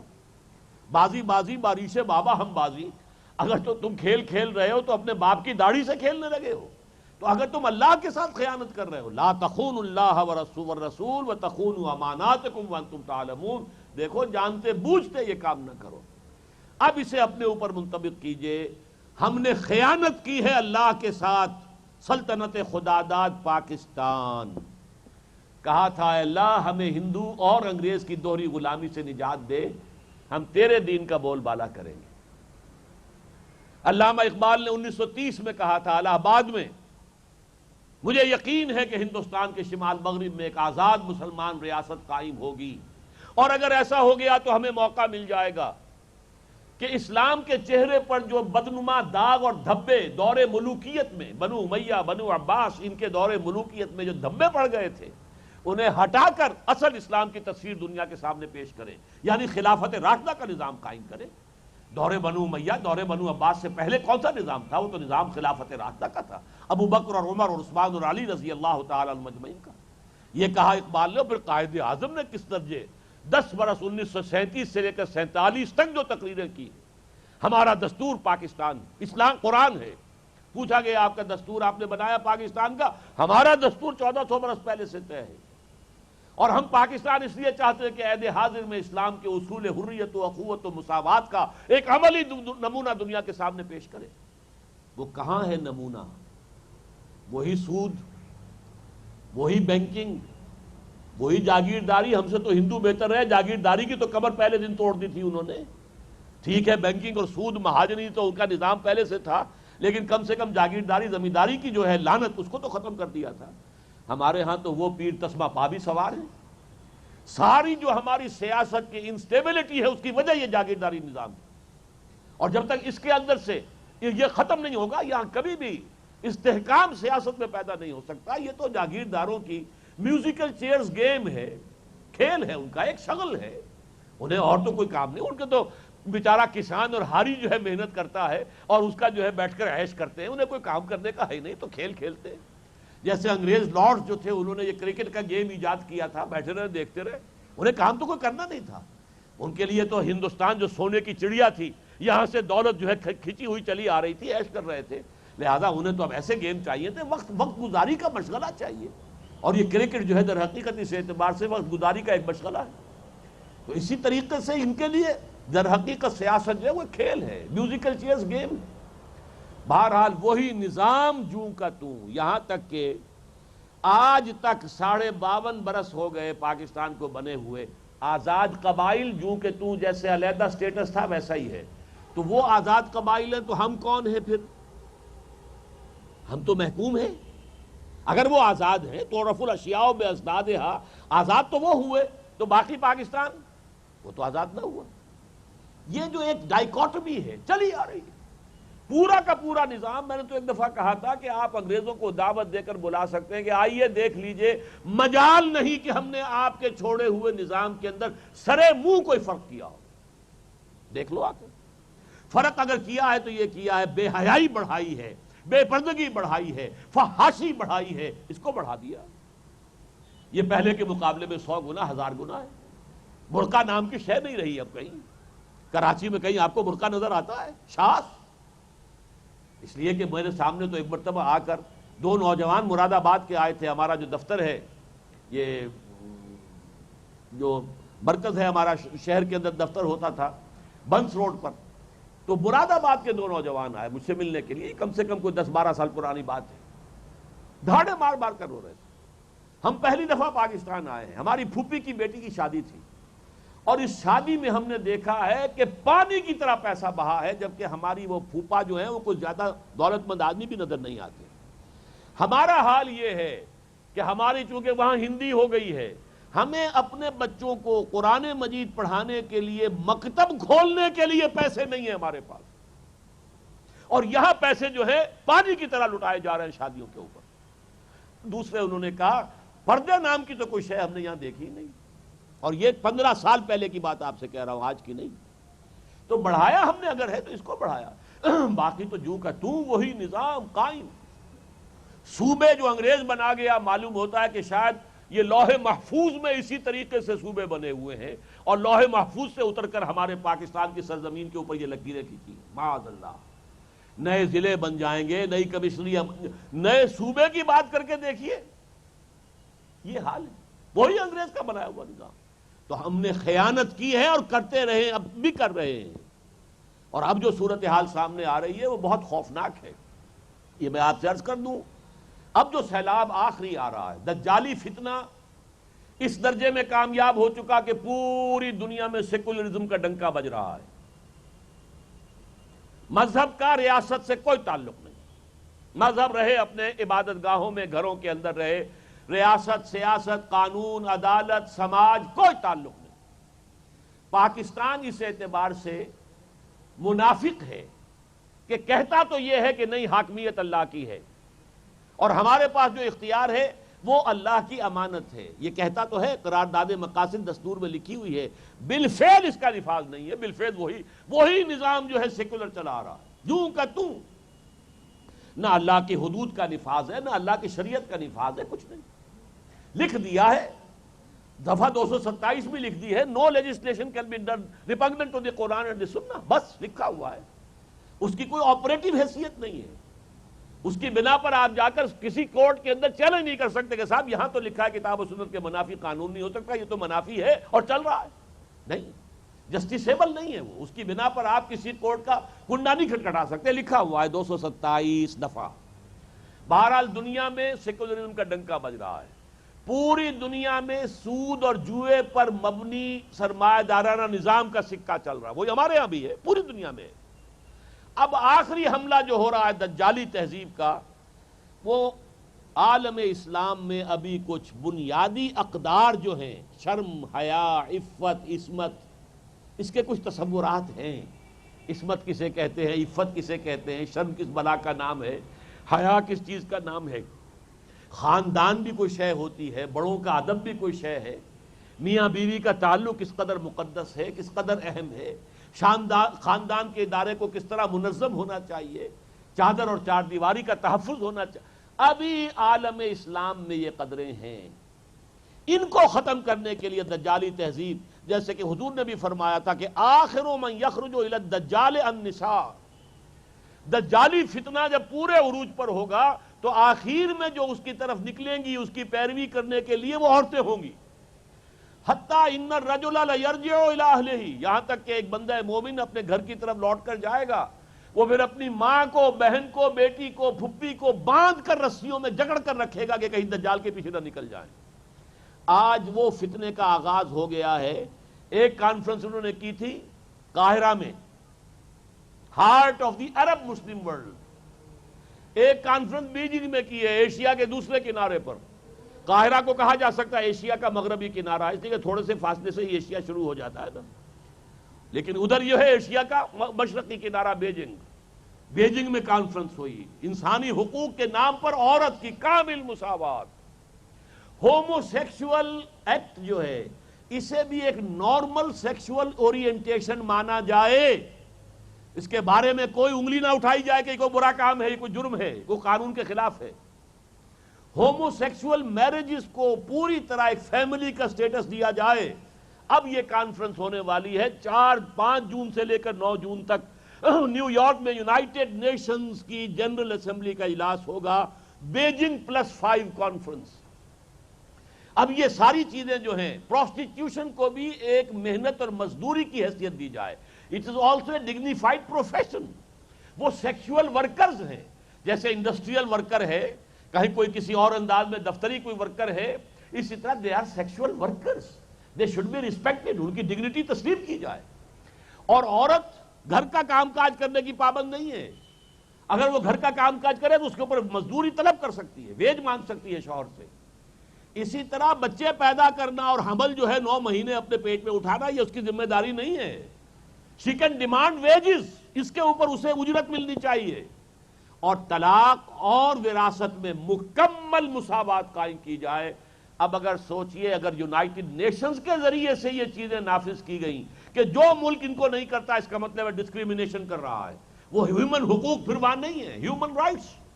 اور ہم نے تو اس کے لیے پہلے ہی ہیومن رائٹس کی کانفرنس کر کے گویا کہ خوش آمدید کہنے کے لیے ہم نے دروازے کھول دیے، پہلے گرین لائٹ ان کو دکھا دیے۔ یہ سیلاب آ رہا ہے، اگر ہم اب بھی نہ جاگے اور ہوش میں نہ آئے اور کھڑے نہ ہوئے جیسے کہ اگلی آیات میں آئے گا، تو ظاہر بات ہے کہ پھر یہ یوں سمجھیے کہ آخری عذاب دجال کا فتنہ جو ہے وہ آخری مرحلے میں داخل ہو چکا ہے۔ تو فرمایا یا ایھا الذین آمنوا لا تخونوا اللہ والرسول وتخونوا اماناتکم وانتم تعلمون واعلموا انما اموالکم واولادکم فتنہ۔ اب اس میں آدمی اگر نکلے باہر، کام کرے، محنت کرے، جد و جہد کرے، ظاہر بات ہے کہ اپنے مال کا کچھ ایثار کرنا پڑے گا، وقت لگائے گا۔ وہی وقت اگر پیسہ کمانے میں صرف کرتا، ڈاکٹر ہے، اس کے 1 گھنٹے کی اتنی قیمت ہے، 2 گھنٹے اتنا کچھ بناتا ہے، اگر وہ لگاتا ہے کسی دین کے کام میں، امر بالمعروف نہی عن المنکر کے کام میں، تو اس کی اتنی ہی گویا کہ آمدنی کم ہوئی۔ لہذا اس کے لیے اگر مال اور اولاد کی محبت تمہارے پاؤں میں بیڑیاں ڈال دے تو جان لو وَاعْلَمُوا أَنَّمَا أَمْوَالُكُمْ وَأَوْلَادُكُمْ فِتْنَةٌ، کہ تمہارے مال اور تمہاری اولاد تمہارے لیے فتنہ ہے۔ یہ مضمون قرآن مجید میں بہت مرتبہ آیا ہے، بہت مرتبہ۔ سورہ منافقون کا پچھلا درس تھا یہاں پر، اس میں بھی یہ آیت آ چکی ہے، انما اموالکم واولادکم فتنہ واللہ عندہ ان اللہ عندہ اجر عظیم۔ اور جان لو کہ اصل اجر، بڑا اجر اللہ کے پاس ہے، اولاد کے پاس کوئی اجر نہیں ہے۔ تم ابھی آج میں آیا ہوں جب، تو دیکھا کہ وہ ایک جگہ پر بتایا گیا، وہ ایک سکول جو بنا ہے 8,000 روپے فیس ہے، اور وہاں کاروں کے اتنے ٹھٹ لگے ہوئے تھے کہ وہاں سے ہمیں راستہ بدل کر جانا پڑا ہے، اس راستے کو کراس نہیں کر سکتے تھے ہم۔ اس شہر کے اندر 8,000 روپیہ فیس دینے والے لوگ، یہ سارے حلال کی کمائی سے آتے ہیں۔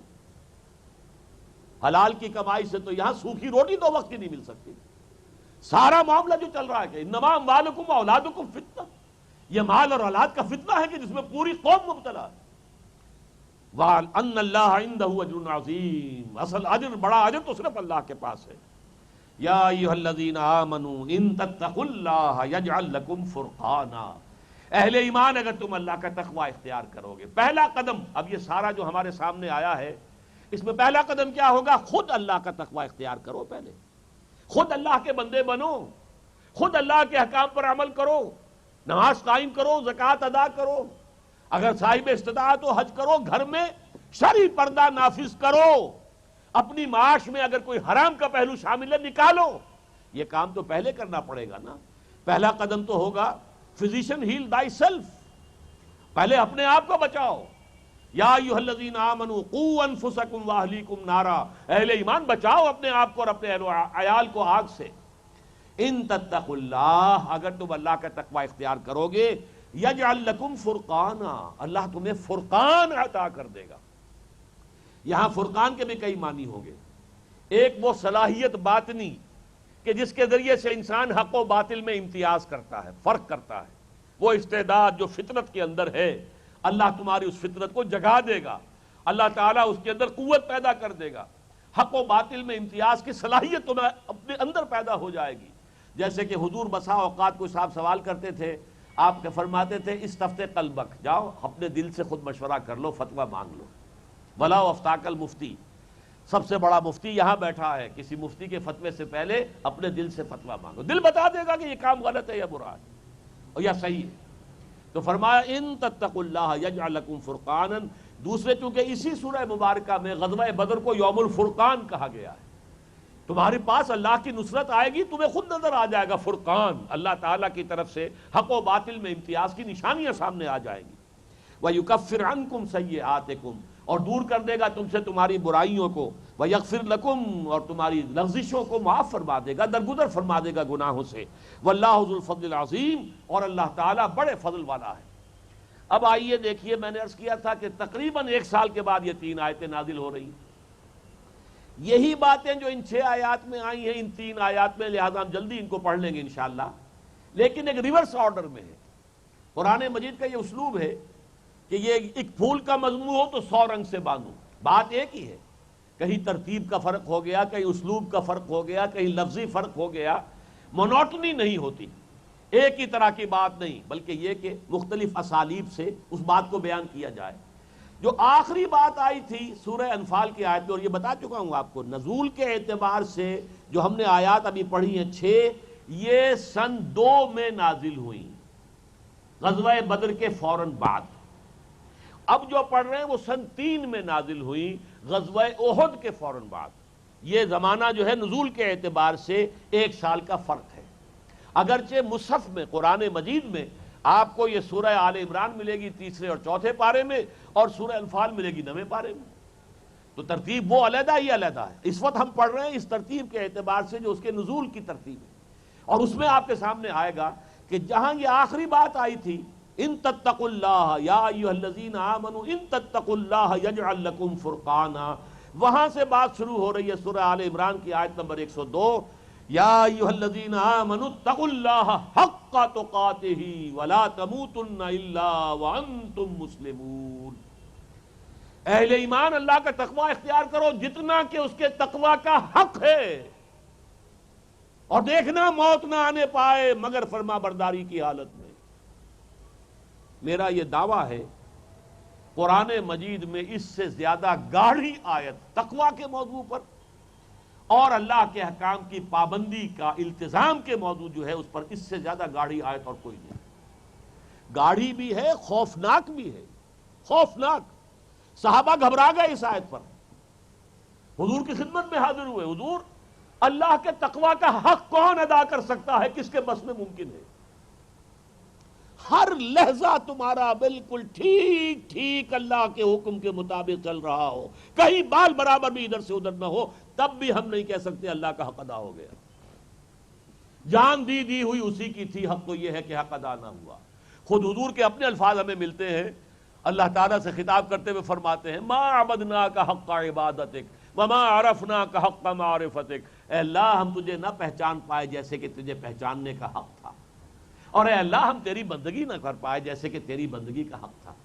تو صحابہ کو تو گھبرانا تھا یہاں، اس لیے کہ صحابہ قرآن سنتے تھے اور پڑھتے تھے تو فوراً اپنے آپ کو تولتے تھے، ہم اس پہ پورے اتر سکتے ہیں کہ نہیں۔ اسی طرح سورہ انعام کی آیت نازل ہوئی فَأَيُّ الْفَرِيقَيْنِ أَحَقُّ بِالْأَمْنِ إِن كُنتُمْ تَعْلَمُونَ الَّذِينَ آمَنُوا وَلَمْ يَلْبِسُوا إِيمَانَهُم بِظُلْمٍ أُولَٰئِكَ لَهُمُ الْأَمْنُ وَهُمْ مُهْتَدُونَ۔ دونوں گروہوں میں سے امن کا زیادہ مستحق کون ہے بتاؤ اگر تم علم رکھتے ہو۔ وہ لوگ امن کے مستحق ہوں گے جو ایمان لائیں اور ایمان میں کسی ظلم کی آمیزش نہ ہونے دیں۔ صحابہ گھبرا گئے، حضور کون سا شخص ایسا ہوگا جو سرے سے ظلم کی آمیزش نہ کرے۔ ہم سے ظلم ہو جاتے ہیں، اپنی جان پر ظلم کر بیٹھتے ہیں، کسی اپنے بھائی پر ظلم کر بیٹھتے ہیں، بے جانے بوجھے ہو جاتا ہے، بغیر نیت ارادے کے ہو جاتا ہے۔ یہ تو بڑی کڑی شرط ہے، الذین آمنوا ولم یلبسوا ایمانہم بظلم۔ حضور نے اطمینان دلایا، دیکھو نہیں، اصل میں اس آیت میں ظلم کا مطلب ہے شرک، اور سورہ لقمان کی آیت پڑھی ان الشرک لظلم عظیم، شرک ہے بڑا ظلم۔ تو دیکھو اس سے مراد یہ ہے کہ جو شخص ایمان لائے اور شرک کی کوئی آلودگی نہ ہونے دے اس میں، تو اس کے لیے امن ہوگا، تب ان کی جان میں جان آئی۔ اسی طرح اس آیت پر گھبرائے ہیں تو پھر جب سورہ تغابن کی آیت نازل ہوئی ہے تو ان کی جان میں جان آئی۔ فاتقوا اللہ ما استطعتم، اللہ کا تقوی اختیار کرو جتنا بھی تمہارے حد امکان میں ہے۔ تو حد امکان کی حد تک تو انہوں نے کہا ہم اپنی سی کوشش کریں گے انشاءاللہ، ہم اس کا وعدہ کرتے ہیں۔ تو یا ایھا الذین آمنوا اتقوا اللہ حق تقاتہ، دیکھیے ان تین آیات پر میری ایک پوری کتاب موجود ہے، اور آج اس کے کچھ نسخے یہاں پر لے آئے گئے ہیں۔ امت مسلمہ کے لیے سہ نکاتی لائے عمل، تین آیتوں میں سے ایک ایک نکتہ جو ہے امت کے لیے عمل کا ایک نقشہ، پروگرام۔ آج ہم پروگرام بنانا چاہیں کیا کریں، کیسے کریں؟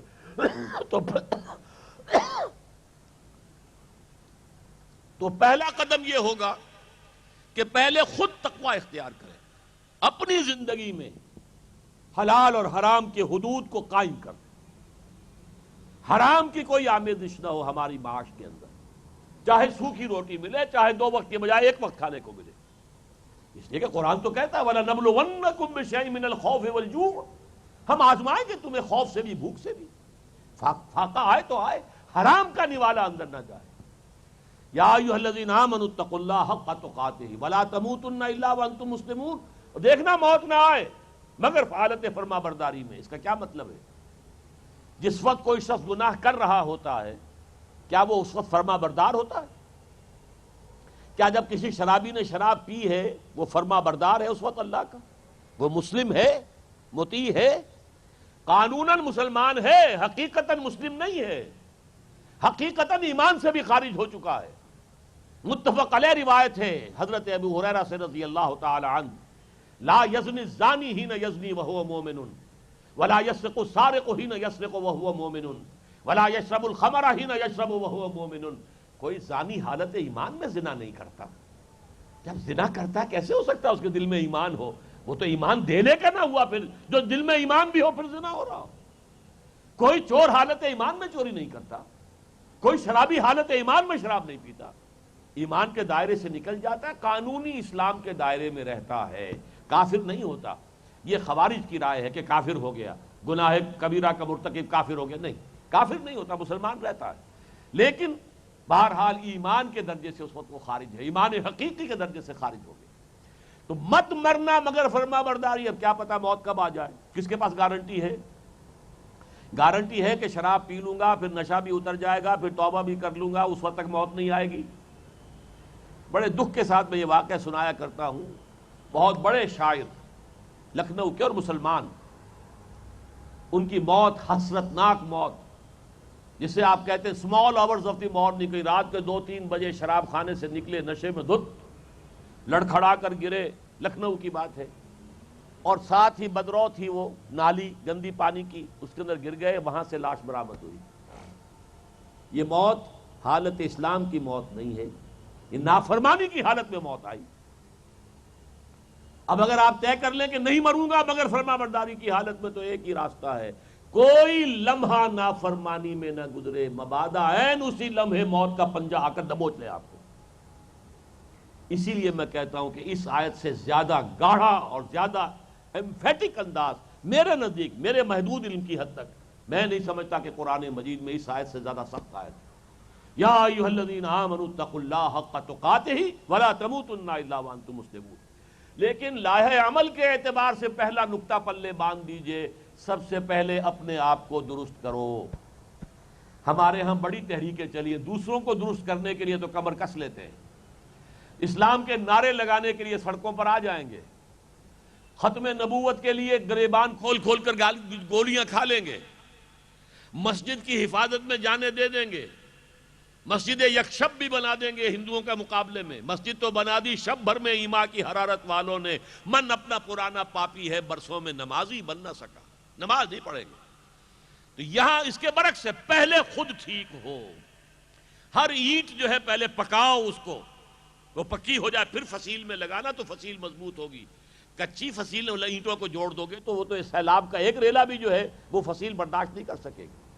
تو پہلے ہر اینٹ پختہ ہو، ہر بندہ مومن تقوی اور اسلام پر عمل کے معاملے کے اندر پورا معیار جو ہے اس کے اوپر اپنے آپ کو اتارے۔ یا ایھا الذین آمنوا اتقوا اللہ حق تقاتہ ولا تموتن الا وانتم مسلمون۔ اب جو یہ اینٹیں پک گئیں، جس کو اکبر الہ آبادی نے کہا ہے کہ تو خاک میں مل اور آگ میں جل، جب خشت بنے تب کام چلے، اینٹ پختہ ہو جائے، پکی ہو، تب کام آئے گا۔ ان خام دلوں کے عنصر پر بنیاد نہ رکھ، تعمیر نہ کر۔ اگر یہ اپنی زندگیوں کے اندر جو قرآن مجید میں آیا ہے، ان اللہ لا یغیر ما بقوم حتی یغیروا ما بانفسہم، اللہ تعالیٰ کسی قوم کے حالات کو نہیں بدلتا جب تک کہ وہ ان کے اپنے اندر جو کیفیات ہے اسے نہیں بدلتے۔ اندر جو ہے یقین ہے ہی نہیں، اندر تو وسوسے ہیں، اندر تو شکوک و شبہات ہیں، اور نہ وہ یقین ہے نہ ایمان ہے۔ جب تک یہ اندر ایمان نہیں آئے گا، اندر تقویٰ نہیں آئے گا، جیسا کہ حضور نے 3 مرتبہ ایک دفعہ اپنے دست مبارک سے اشارہ کیا اپنے قلب مبارک کی طرف، التقویٰ ہا ہونا، التقویٰ ہا ہونا، التقویٰ ہا، تقویٰ یہاں ہوتا ہے دل میں۔ ایمان اور یقین اگر دل میں ہوگا تو تقویٰ ہے۔ تو پہلے تو تقویٰ اور اسلام پر عملاً کاربند ہونے کے مرحلے سے انسان گزرے، اور اب ان اینٹوں کو جوڑو، وَاعْتَصِمُوا بِحَبْلِ اللَّهِ جَمِيعًا وَلَا تَفَرَّقُوا، اور سب مل جل کر مضبوطی سے اللہ کی رسی کو تھام لو اور تفرقے میں مبتلا نہ ہو۔ اب جمعیت، اب ان اینٹوں کو جوڑو، فصیل بناؤ، بنیان مرصوص جسے کہا گیا ہے سورہ صف میں، ان اللہ یحب الذین یقاتلون فی سبیلہ صفا کانہم بنیان مرصوص۔ اللہ کو تو محبوب ہیں اپنے وہ بندے جو اس کی راہ میں جنگ کرتے ہیں ایسی صفیں باندھ کر جیسے کہ سیسا پلائی ہوئی دیوار ہو۔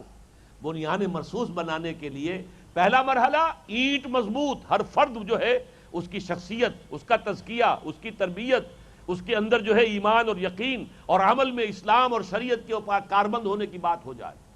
پھر ان کو جمع کرو، وَاعْتَصِمُوا بِحَبْلِ اللَّهِ، اللہ کی رسی کو مل جل کر جمع ہو کر مضبوطی سے تھام لو اور تفرقے میں مبتلا نہ ہو۔ یہاں سوال پیدا ہوتا ہے اللہ کی رسی کون سی ہے؟ بلکہ بڑے دکھ کے ساتھ یہ بھی سنا رہا ہوں آپ کو،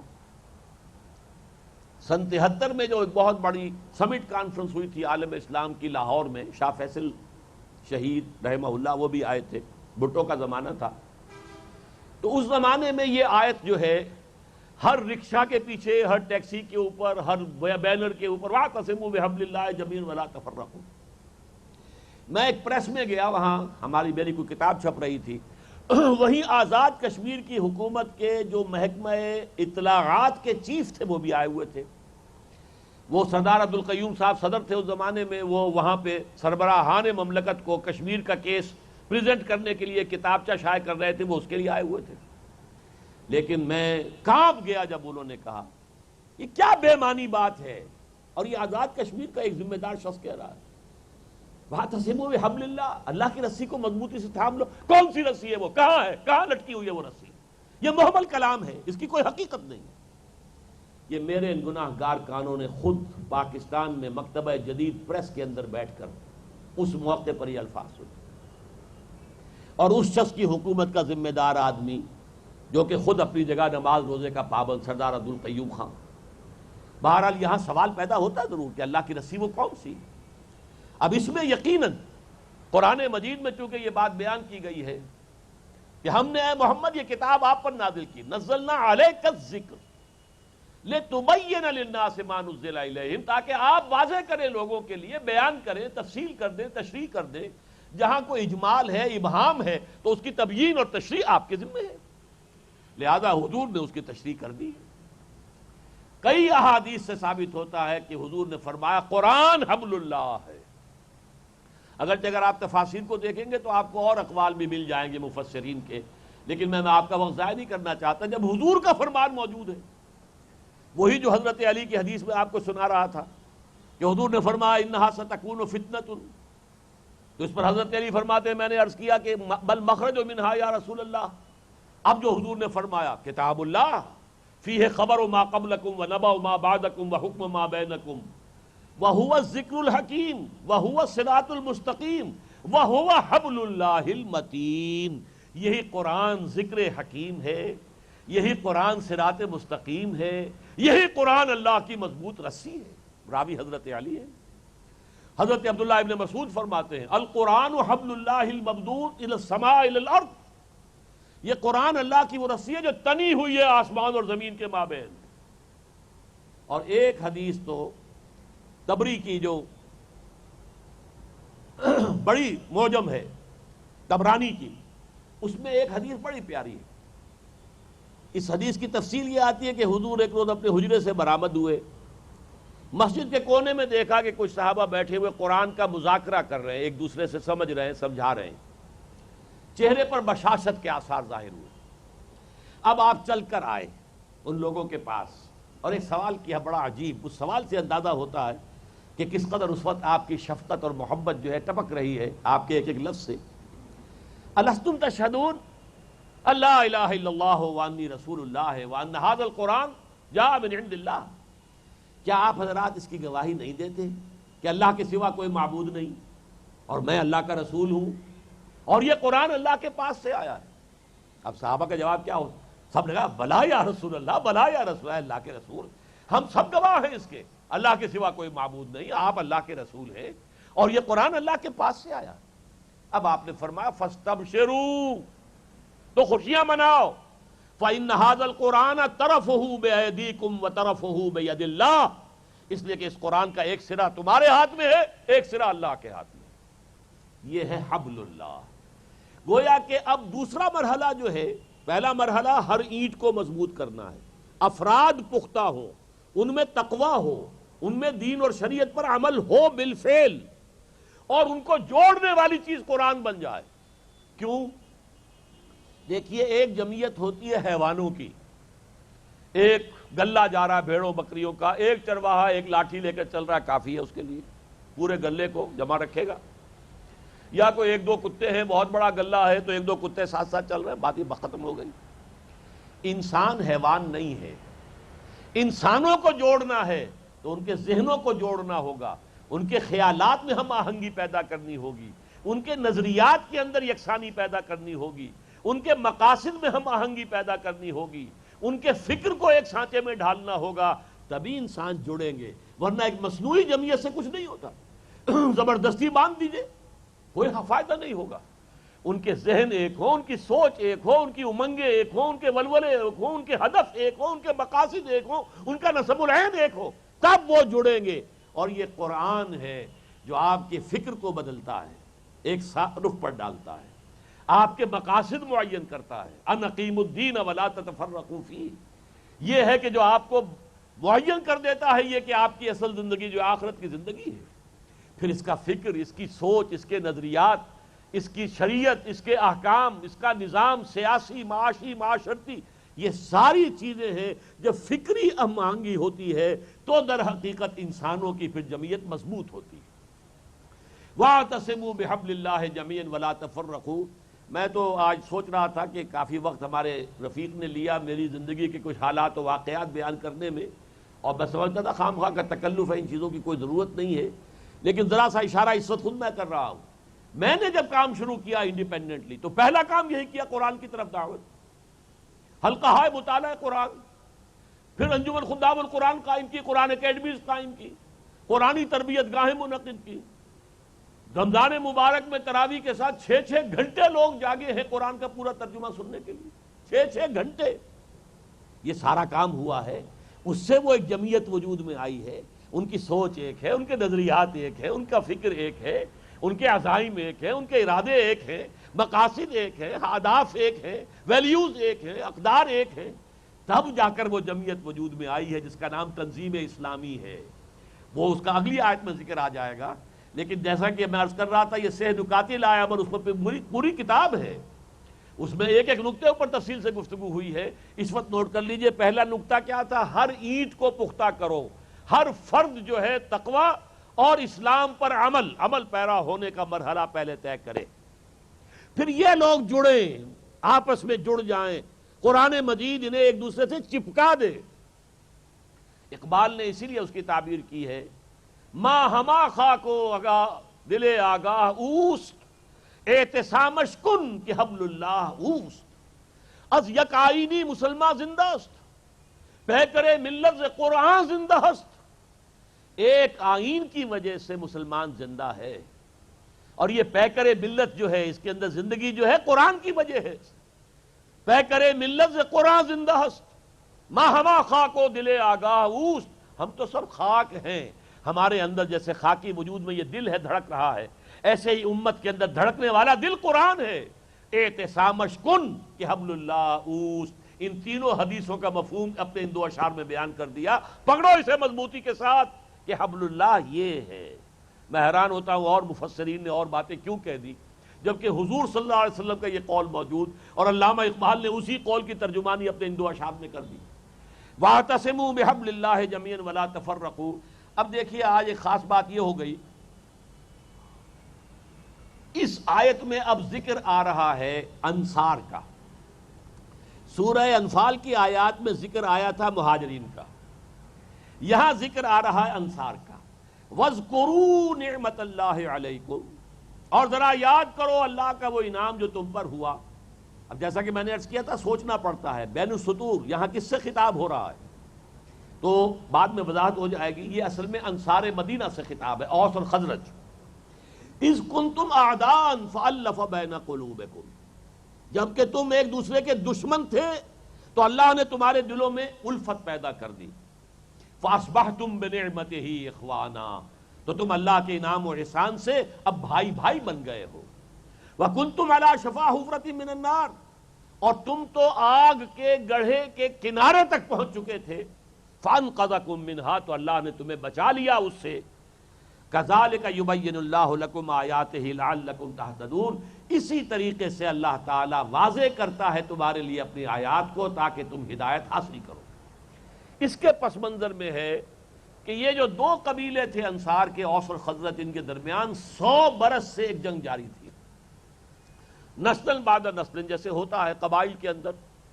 اب اس مرتبہ ان کے اتنے آدمی مار دیے ہیں، کچھ عرصے کے بعد انہوں نے بدلہ لے لیا، اتنے آدمی ان کے مار دیے۔ 100 برس سے یہ دشمنی چل رہی تھی، اور اتنے لوگ مر چکے تھے ان کے کہ انہیں اندیشہ تھا کہ ہمارے یہ دونوں قبیلے جو ہیں لڑ کر کٹ کر مر کر ختم ہو جائیں۔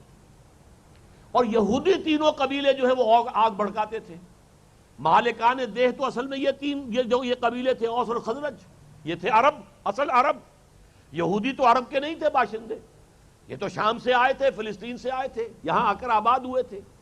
کس موقع پر آباد ہوئے یہ معلوم نہیں ہے صحیح طور سے، ہو سکتا ہے نبوکدنضر نے جب انہیں کھدیڑا تھا تب اس وقت آ گئے ہوں، یہ بھی ہو سکتا ہے سن 70 عیسوی میں جب آ کر ٹائٹس رومی نے جو سیکنڈ ٹیمپل بھی تباہ کیا ہے اور ڈائسپورا شروع ہوا ہے سن 70 عیسوی میں، شاید اس وقت آئے ہوں، اللہ عالم۔ لیکن یہ اصل میں عرب کے باشندے نہیں تھے۔ تو جیسے ہم کہتے ہیں مالکان دیہ، سنز آف دی سوئل، جو اصل سرزمین کے فرزند ہیں وہ تو تھے اوس اور خزرج۔ یہ تینوں قبیلے انہیں لڑاتے رہتے تھے۔ جیسے یہودیوں نے یورپ کے اوپر جو اپنا شکنجہ کسا ہے، وہ یورپ کے تمام ملکوں کو آپس میں لڑاتے تھے، اور جب لڑتے تھے وہ تو انہیں قرض دیتے تھے، بہت ہائی انٹرسٹ ریٹ کے اوپر قرض دیتے تھے۔ یہ ہاؤس آف روس چائلڈز اور یہ گولڈ سمتھ، یہ تمام کے تمام گھرانے جو بنے ہیں وہ در حقیقت دول یورپ کی آپس کی خانہ جنگیاں، جن کو بھڑکاتے تھے یہودی اور پھر انہیں قرض دیتے تھے اور بڑے بھاری جو سود وصول کرتے تھے، اور ہوتے ہوتے بینکنگ کا نظام بنا کر اور پورے یورپ کے جو ہے اپنے شکنجے میں لے لیا، جس کو کہ علامہ اقبال اس صدی کے آغاز میں جا کر مشاہدہ کر آئے تھے کہ فرنگ کی رگے جہاں پنجائے یہود میں۔ یہ 1905 سے 1908 3 برس علامہ اقبال نے یورپ میں گزارے ہیں، انگلستان میں اور جرمنی میں، لیکن مشاہدہ کر لیا۔ گاہ میری نگاہ تیز چیر گئی دل وجود، گاہ الجھ کے رہ گئی میرے توہمات میں۔ تو وہ تو انہوں نے دیکھ لیا، یہی معاملہ وہ کر رہے تھے، انہیں آپس میں لڑاتے تھے، کبھی ان کی مدد کر دی کبھی ان کی مدد کر دی، کوئی ان کا حلیف بن گیا کوئی ان کا حلیف بن گیا۔ اس طرح بہت شدید یوں سمجھیے کہ کرائسس سے دو چار ہو چکے تھے اوس اور خزرج کے دونوں قبیلے۔ اللہ کے فضل و کرم سے اس وقت حضور کی آمد ہو گئی، دونوں حضور پر ایمان لے آئے، حضور گویا کہ آربیٹریٹر ہو گئے، اب حضور جو ہے ثالث بن گئے، حضور ہی کا چونکہ حکم دونوں مان رہے ہیں، لہذا وہ ساری عداوتیں اور ساری دشمنیاں جو ہیں وہ ختم ہو گئیں، شیر و شکر ہو گئے۔ ایک طرف حضور نے مہاجرین اور انصار کو شیر و شکر کیا، مواخات بین الانصار والمہاجرین، دوسری طرف اوس اور خزرج کے ان دونوں قبیلوں کو جو ہے شیر و شکر کر دیا۔ یہ خاص ان کی طرف دعوت اشارہ ہو رہا ہے۔ وَاذْكُرُوا نِعْمَةَ اللَّهِ عَلَيْكُمْ اِذْ كُنْتُمْ أَعْدَاءً، تم دشمن تھے ایک دوسرے کے، فَأَلَّفَ بَيْنَ قُلُوبِكُمْ، تو اللہ نے تمہارے دلوں کے اندر الفت پیدا کر دی، فَأَصْبَحْتُمْ بِنِعْمَتِهِ إِخْوَانًا، تم اللہ کے فضل و کرم سے اب بھائی بھائی ہو گئے ہو۔ وَكُنْتُمْ عَلَى شَفَا حُفْرَةٍ مِّنَ النَّارِ، اور تم تو آگ کے گڑھے کے کنارے تک پہنچ چکے تھے، گرا چاہتے تھے، کین وقت پر اللہ نے دستگیری فرمائی تمہاری، فَأَنْقَذَكُم مِّنْهَا، تمہیں اسے بچا لیا اور نکال لیا۔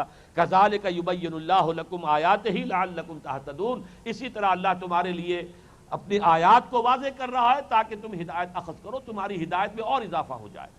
بہرحال اس کو سمجھیے جملہ معترضہ، لیکن یہ ربط آج کے درس میں بہت عمدہ ہو گیا کہ سورہ انفال کی اس آیت میں جو مرکزی آیت تھی، آیت نمبر 4، اس کے پس منظر میں مہاجرین کا تذکرہ تھا، اور اس آیت کے اندر جو ہے مرکزی آیت یہ نمبر 2 جو ہے اس میں وہ انصار کا تذکرہ ہو گیا، لیکن نقطے 2 آئے تھے۔ پہلے افراد دین پر کاربند ہو، تقوی کی روش اختیار کریں، پھر جڑیں، مل جل کر ایک طاقت بنے۔ اب وہ طاقت کیا کرے گی، یہ تیسری آیت ہے، وَلْتَكُن مِّنكُمْ أُمَّةٌ يَدْعُونَ إِلَى الْخَيْرِ وَيَأْمُرُونَ بِالْمَعْرُوفِ وَيَنْهَوْنَ عَنِ الْمُنكَرِ وَأُولَٰئِكَ هُمُ الْمُفْلِحُونَ، اور تم سے ایک ایسی جماعت وجود میں آنی چاہیے، امت وجود میں آنی چاہیے۔ اس میں جو من ہے اس کے بارے میں 2 آراء ہیں، من بیانیہ یا من تبعیضیہ۔ من بیانیہ تو یہ ہے کہ جیسے کہتے ہیں للامیر من اولادہ جندن، فلاں امیر جو ہے اس کی تو اپنی اولاد ہی ایک لشکر کی شکل میں ہے، یعنی اللہ نے اتنے بیٹے دے رکھے ہیں، اگر ملک عبدالعزیز جو ہیں آل سعود والے، ان کی تو اپنی اولاد ہی فوج تھی، تو اس طریقے سے للامیر من اولادہ جندن، یہاں من جو ہے تبعیضیہ نہیں ہے بلکہ اولاد ہی سے ایک لشکر وجود میں آ گیا۔ تو گویا کہ تم سے ایک ایسی جماعت وجود میں آنی چاہیے، وَلْتَكُن مِّنكُمْ أُمَّةٌ، تمہارے ذریعے سے اب ایک ایسی جمعیت برپا ہونی چاہیے۔ اور ایک یہ ہے کہ اگر کسی وقت ایسا ہو جائے کہ پوری امت اپنے فرض منصبی کو بھول چکی ہو، تو کچھ لوگ تو جاگیں، ہوش میں آئے، اور وہ اس بڑی امت میں ایک چھوٹی امت بن جائیں، جیسے آپ کہتے ہیں state with in state, party with in party. Congress میں فارورڈ بلاک تھا ایک، سبھاش چندر بوس کا کانگریس میں تھا لیکن ایک فارورڈ بلاک تھا۔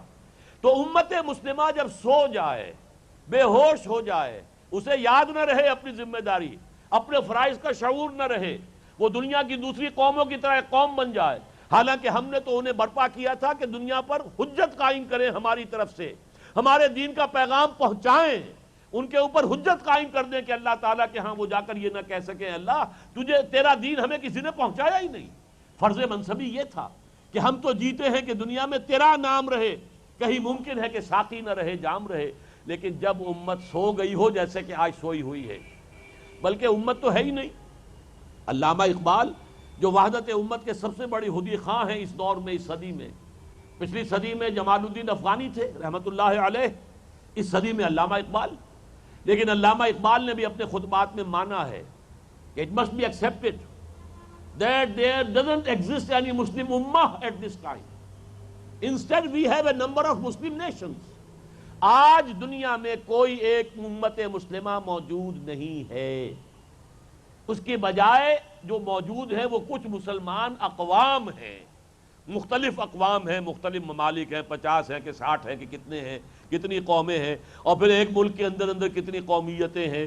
جہاں 4 قومیتیں تو سب مانتے ہیں، 5ویں قومیت کراچی میں پیدا ہوئی، 6ٹھی قومیت سرائکی کی پیدا ہو رہی ہے، وہ تو قومیتیں ہی قومیتیں ہیں۔ جب تقسیم در تقسیم کا عمل شروع ہو جائے گا تو ظاہر بات ہے کہ جب میں ایک مرتبہ گیا ہوا تھا انٹیریئر اور سندھ کے دورے پر، لاڑکانہ میں پریس کانفرنس تھی، تو کسی نے کہا اخبار نویس نے، صاحب یہ 4 قومیتیں تو ہم نے سنی تھی، 5ویں کہاں سے آ گئی؟ میں نے کہا جہاں سے 4 آئیں وہیں سے 5ویں آئی، اگر 4 ہو سکتی تو 5ویں کیوں نہیں ہو سکتی، اور 6ٹھی کیوں نہیں ہو سکتی، اور 7ویں کیوں نہیں ہو سکتی؟ کیونکہ سرائکی قومیت جو ہے، اب وہ مدعی ہے، وہ چاہتے ہیں کہ ہمارا صوبہ علیحدہ ہو۔ یہ دوسری بات ہے کہ پنجاب جو ہے کسی طرح آمادہ ہی نہیں ہے۔ وہ پنجاب جو ہم چھوڑ کر آئے تھے، ایسٹ پنجاب، وہ چھوٹا تھا اس پنجاب کے مقابلے میں جو پاکستان میں آیا ہے۔ 31 میں سے 17 ضلع آئے تھے پاکستان میں، 14 گئے تھے ہندوستان میں۔ ان 14 ضلعوں کے 3 صوبے بن چکے ہیں، ایک پنجاب، ایک ہریانہ اور ایک ہماچل پردیش۔ 14 ضلعوں کے 3 صوبے بن گئے، لیکن یہ 17 ضلع بدلنے کو اور آپس میں تقسیم کو تیار نہیں۔ بہرحال وہ ایک سیاسی مسئلہ ہے، میں اس میں زیادہ بات نہیں کرنا چاہتا، لیکن سوال مسئلہ یہ ہے کہ یہ تقسیم ہے، اس وقت قومیتیں ہیں۔ تو اگر قوم جو ہے پوری امت سو گئی ہو، قومیتوں میں تحلیل ہو چکی ہو، امت کا فرض منصبی اس کے سامنے موجود ہی نہ ہو، تو پھر کم سے کم کچھ لوگ تو جاگیں، ہوش میں آئیں۔ جیسے حکیم سعید صاحب نے نعرہ دیا تھا، مرحوم نے، جاگو اور جگاؤ، جاگو اور جگاؤ، یہ ان کا ایک سلوگن تھا۔ تو جاگو اور جگاؤ، خود جاگو کہ تمہارا وجود اس لیے ہے، اور تم لوگوں کو جگاؤ اور مل جل کر ایک طاقت بنو۔ وَلْتَكُمْ مِنْكُمْ أُمَّةٌ، اب یہ امت میں، بڑی امت میں، سوئی ہوئی امت میں سے کچھ جاگے ہوئے لوگوں کی ایک امت وجود میں آئے، اور وہ صرف 3 کام کرے۔ یہ آج بڑی اہم ہے۔ يَدْعُونَ إِلَى الْخَيْرِ، دعوت دے خیر کی، اور سب سے بڑا خیر قرآن مجید، هُوَ خَيْرٌ مِّمَّا يَجْمَعُونَ، یا ایھا الناس قد جاءتکم موعظۃ من ربکم وشفاء لما فی الصدور وہدی ورحمۃ للمؤمنین قل بفضل اللہ وبرحمتہ فبذلک فلیفرحوا ھو خیر مما یجمعون۔ یہ قرآن ان تمام چیزوں سے زیادہ قیمتی ہے جو یہ جمع کرتے ہیں، مال، دولت، اسباب، فرنیچر اور ڈیکوریشن پیسز اور یہ اور وہ، نہ معلوم کیا کیا جمع کیا ہے گھروں کے اندر، لیکن ان تمام چیزوں سے بڑھ کر قیمتی شے جو ہے وہ قرآن۔ دعوت الی القرآن، بلاؤ قرآن کی طرف۔ میری پوری ضخیم کتاب ہے دعوت رجوع القرآن۔ امت قرآن سے کٹ گئی تھی، دوبارہ قرآن کی طرف دعوت دینے کا عمل شاہ ولی اللہ دہلوی نے شروع کیا ہے آج سے 300 برس قبل۔ پھر ان کو دینوں بیٹوں نے یہ بات آگے بڑھائی ہے۔ پھر ہندوستان کے اندر بڑے مفسرین، بڑی تعداد کے اندر، وہ پوری تفصیل آپ کو میری اس کتاب میں مل جائے گی، دعوت رجوع القرآن کا منظر اور پس منظر۔ اس کے ضمن میں کچھ خدمتیں میں نے بھی کی ہیں، میرے ساتھیوں نے کی ہیں، انجمن خدام القرآن نے کی ہے، تو یہ کام ہو رہا ہے۔ دعوت الی الخیر، جس کا مفہوم میں سمجھتا ہوں دعوت الی القرآن۔ وَيَأْمُرُونَ بِالْمَعْرُوفِ، نیکی کا حکم دیں، وَيَنْهَوْنَ عَنِ الْمُنْكَرِ، اور بدی سے روکیں، وَأُولَٰئِكَ هُمُ الْمُفْلِحُونَ۔ بہت اہم ٹکڑا ہے یہ، اور صرف وہی لوگ ہوں گے فلاح پانے والے۔ وہ جو گریٹر امت ہے جو سوئی ہوئی ہے، جسے اپنا فرض منصبی ہی یاد نہیں، جسے اپنے روٹی سے اور اپنے بریڈ اینڈ بٹر ہی سے فرصت نہیں، اپنے گھر کی سجاوٹ اور اپنے محل کی تعمیر کے علاوہ کوئی خیال ہی نہیں، ان کو چھوڑ دو، ان کے لیے فلاح نہیں ہے۔ ان کے لیے دنیا انہوں نے پسند کر لی ہے، اور دنیا میں ہم دے دیتے ہیں جس کو من کان یرید العاجلۃ عجلنا لہ